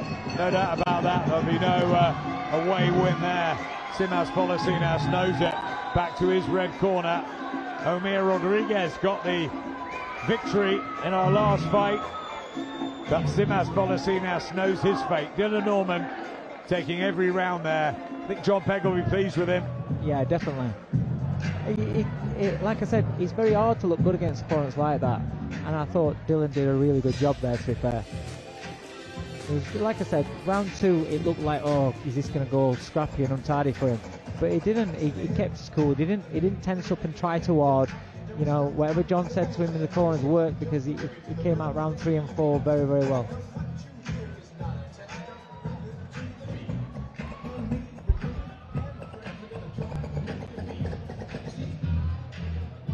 Let's find out the official verdict. I'm sure it will be 40-36, Dylan Norman's way, and victory number 9. Ladies and gentlemen, after 4 rounds of boxing, we go to referee Christopher Dean's scorecard, which reads 40 points to 36 points in favor of your winner from Knoll, West Midlands. It's Dylan Norman. Well, the party can start for the Dylan Norman army from Knoll. Wins it on points. 9 on the spin now. One to watch out for. I think he's going to be in some good fights, Dave. Yeah, he's got that style, hasn't he? You know, he's going to throw a lot of leather in fights. And I think the longer rounds will suit him better.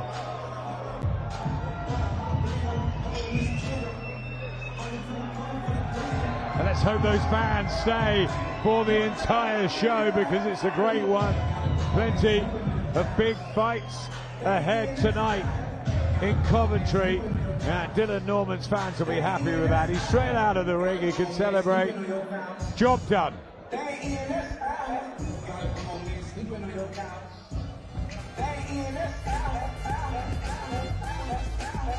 Yeah, it was a case of breaking down a journeyman and working him out round after round.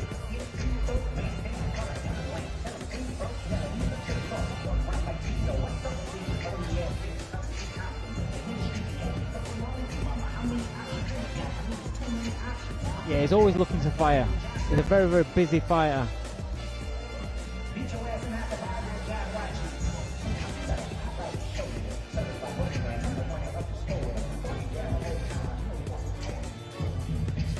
Yeah, a couple of good headshots in there, but it's the body work particularly impressive tonight from Dylan Norman.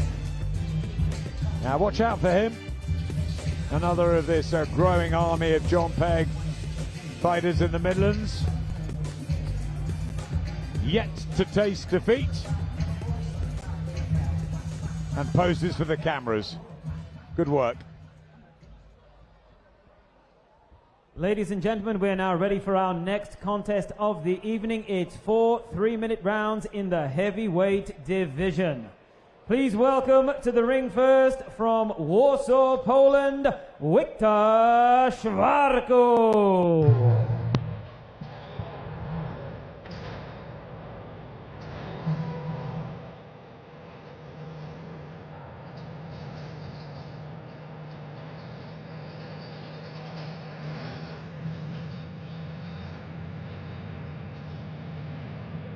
But another quick entry to the ring.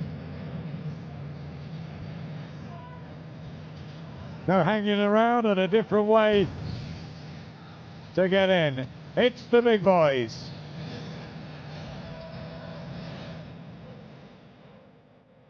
And now please welcome his opponent from York, Yorkshire. It's Arlo, the Sledgehammer Stevens.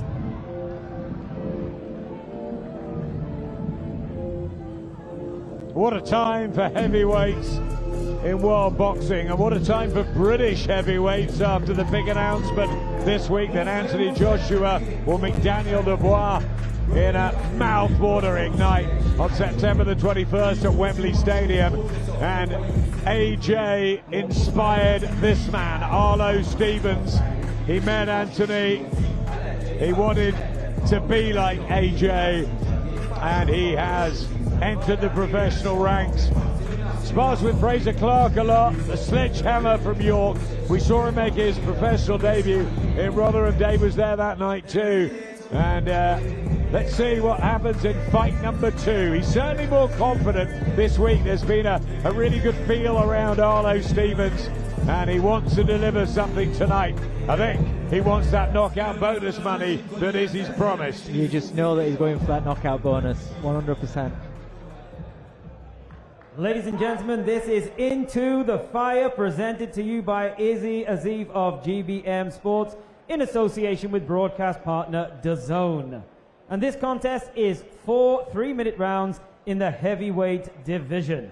Your officials for this contest, timekeeper Tony Dunkley, and your referee will be Ryan Churchill. And now it's time to meet the boxers. Introducing to you first, fighting out of the red corner, wearing the red shorts. He weighed in at 14 stone and 12 pounds. And he comes to the ring with 19 professional contests to his name. From Warsaw, Poland, by way of Kazakhstan, please welcome Wiktor Szwarko. And his opponent across the ring, fighting out of the blue corner, wearing the black and white shorts. He weighed in at 17 stone, 9 pounds, 8 ounces. And his professional record thus far is a perfect one, with 1 win against no losses. And he comes to us from York, Yorkshire. Please welcome Arlo, the Sledgehammer Stevens.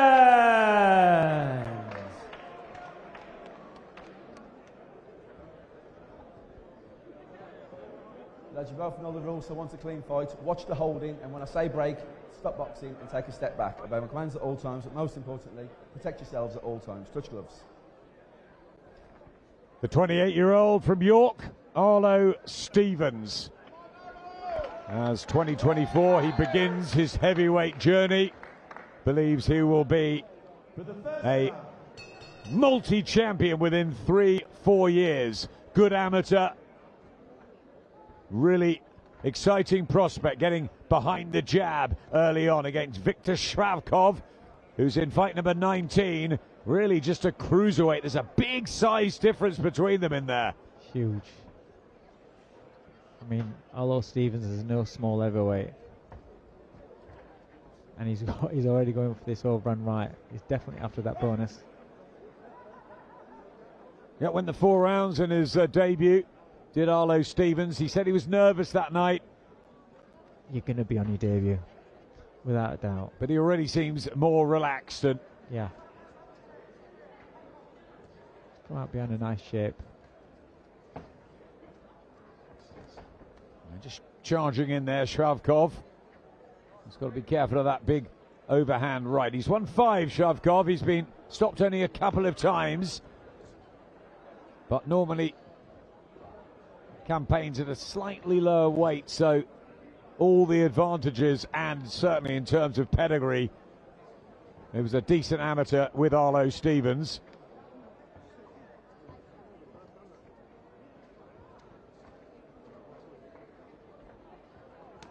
Body shot. Yeah, nice little left hook on the knee.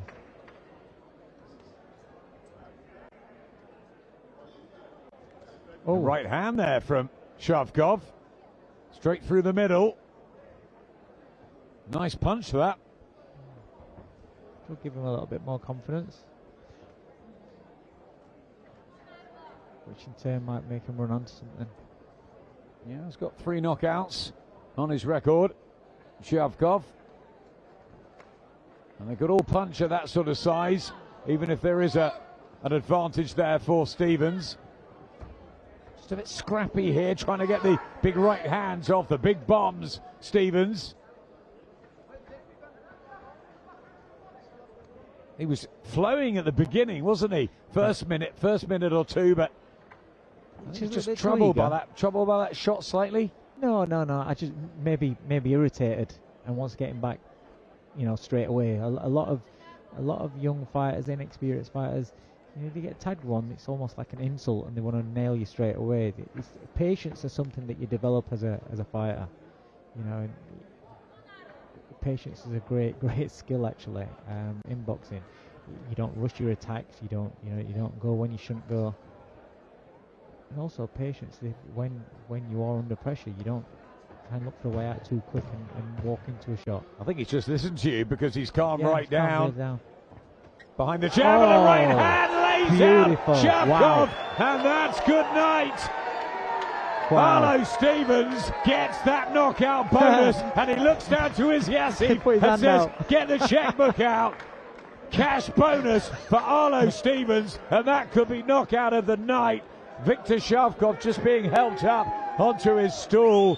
Shavkov, who had caught Stevens earlier in the round, but just when Arlo Stevens had a bit of patience, he calmed it down, he found the distance, and then unloaded with an absolute haymaker. Yeah, fantastic shot.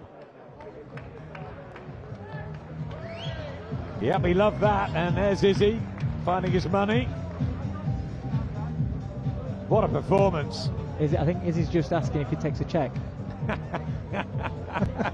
Izzy's got a long night ahead. No, it's all good, apart from the fact that Victor Shavkov just having a little medical attention, only precautionary. Best medics in the world here, and just making sure that he gets the oxygen back, because this was a sickener right on the chops, right hand, and that was that. Well, he was looking for that overhand right from round 1, I said. Right from the first few seconds, and he found it there. Just settled himself down, got his shape. And after the debut, which was a little bit nervy and not that impressive, he was relaxed this week, more confident, and he fought like that. And that's exactly what he'd want. Yeah, it's a great confidence booster as well, because like I said, you're going to be nervous on your pro debut, and there's a lot of expectation, and especially on these big boys, on the heavyweights. There's always expectation on heavyweights. Good that Victor Shavkov has got to his feet, and just being guided by the doctor's legs, still a little shaky because it was a heavy knockout, but it's good to see him, and great respect from Arlo Stevens, and an impressive. He is still dodgy on his legs. Yeah, Yeah, he's a brave, proud man, isn't he? And he's just being helped by his corner. They just want to keep an eye on him, I think, Viktor Shavkov. But for Arlo Stevens, the sledgehammer, well, it worked tonight. Inside the first round, the big KO from Arlo Stevens. He's really up and running. Yeah, impressive that, very impressive. And it's what you want to see from a heavyweight, you know, a young heavyweight. You want to see him go out there and get rid of their opponents. Creates that excitement, creates that hype. All he's got to do is keep improving in the gym and keep gathering that experience up in the fights.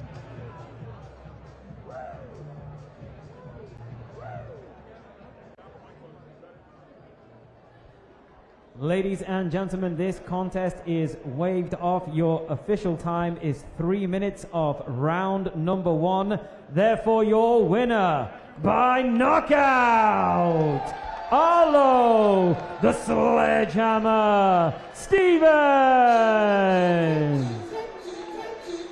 Arlo Stevens inside 3 minutes, and there he is with Izzy Asif. Arlo very much part of the GBM family, and that was exciting. Heavyweights are the glamour division, and this guy wants to go a long way. It'll be an interesting journey, Dave. Yeah, it will be, and I think it's going to be an exciting journey as well, which again is what we want to see.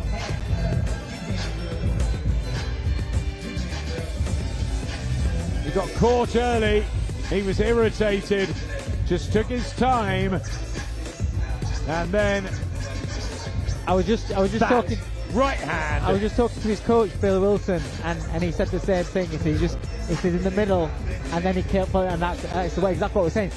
I actually, showing my age now, when Billy was a boxer, he used to train in my gym. Really? Years ago, my first ever gym. Wow. Yeah. So it's mad seeing these guys coming through. And it's fantastic, though, isn't it? Now, you know what I mean? Boxing people through. He was a good fighter in his own right, a very good fighter. And Arlo Stevens from York, nice guy, and a devastating finish. And that will do everything for his confidence. 2 out of 2 for the Sledgehammer.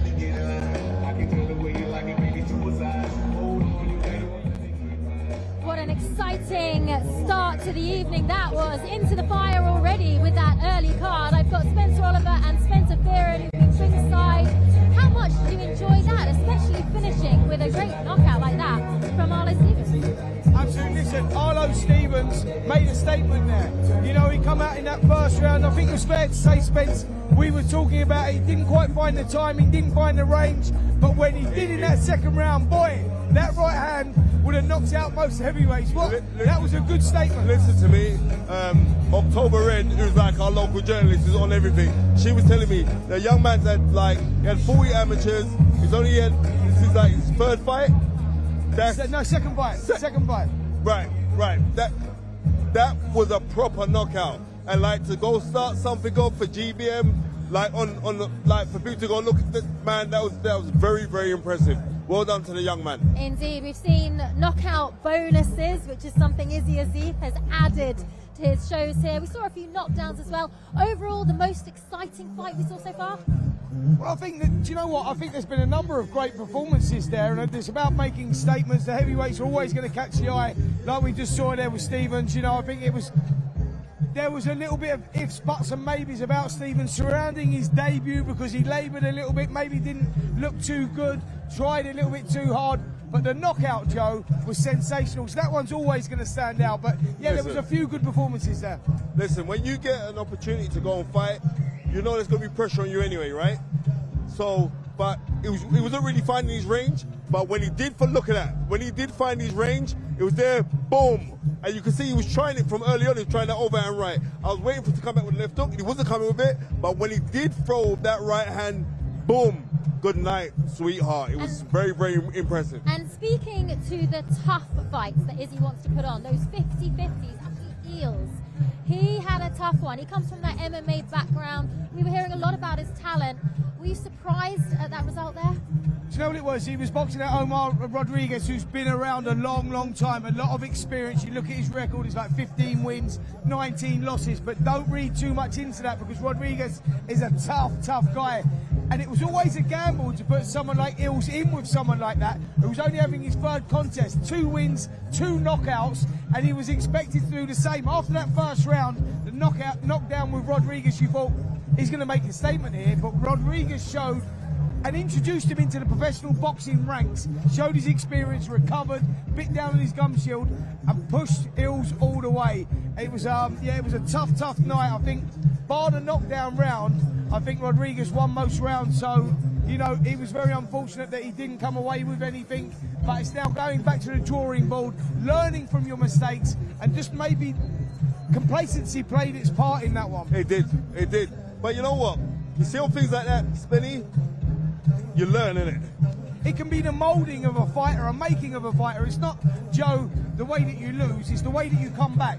And I think for someone like Ills, who we can see has got a lot of talent, he was taking a gamble, taking someone as experienced as that on, but he goes back to the drawing board now, and that could be the making of him. Yeah, we've seen it in boxing all the way through to the very top of the game. Top fighters, Daniel Dubois, Anthony Joshua, coming back from losses. It is, as you say, one of the best ways to learn. Let's look ahead now to our main card, because of course we're going into the hot stuff now.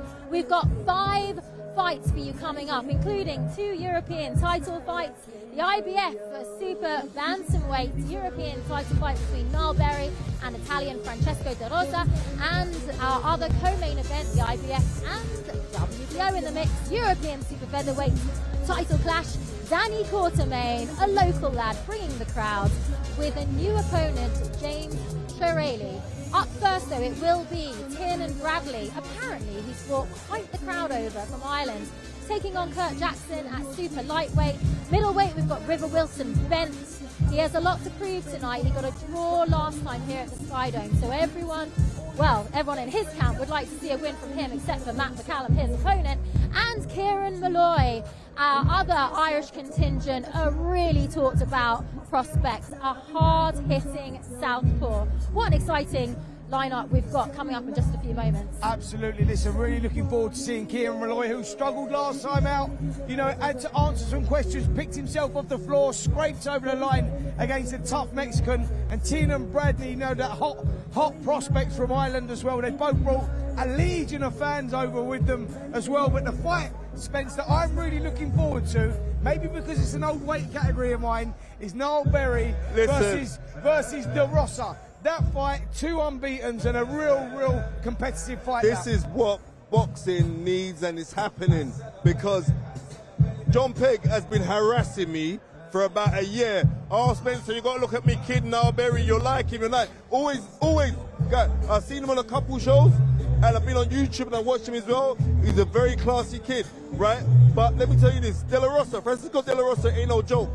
Unbeaten fighters come to travel, they're coming to win. They're not coming to give you rounds. This guy's coming to win. And now we're going to see what kind of talent, like what Niall Berry's got. It's one thing to have talent and personality, it's another thing to win titles. 7 o'clock on the main DAZN app. You don't want to miss it. We'll see you on the other side. This Saturday, GBM returns to Coventry, Into the Fire, live on DAZN, the first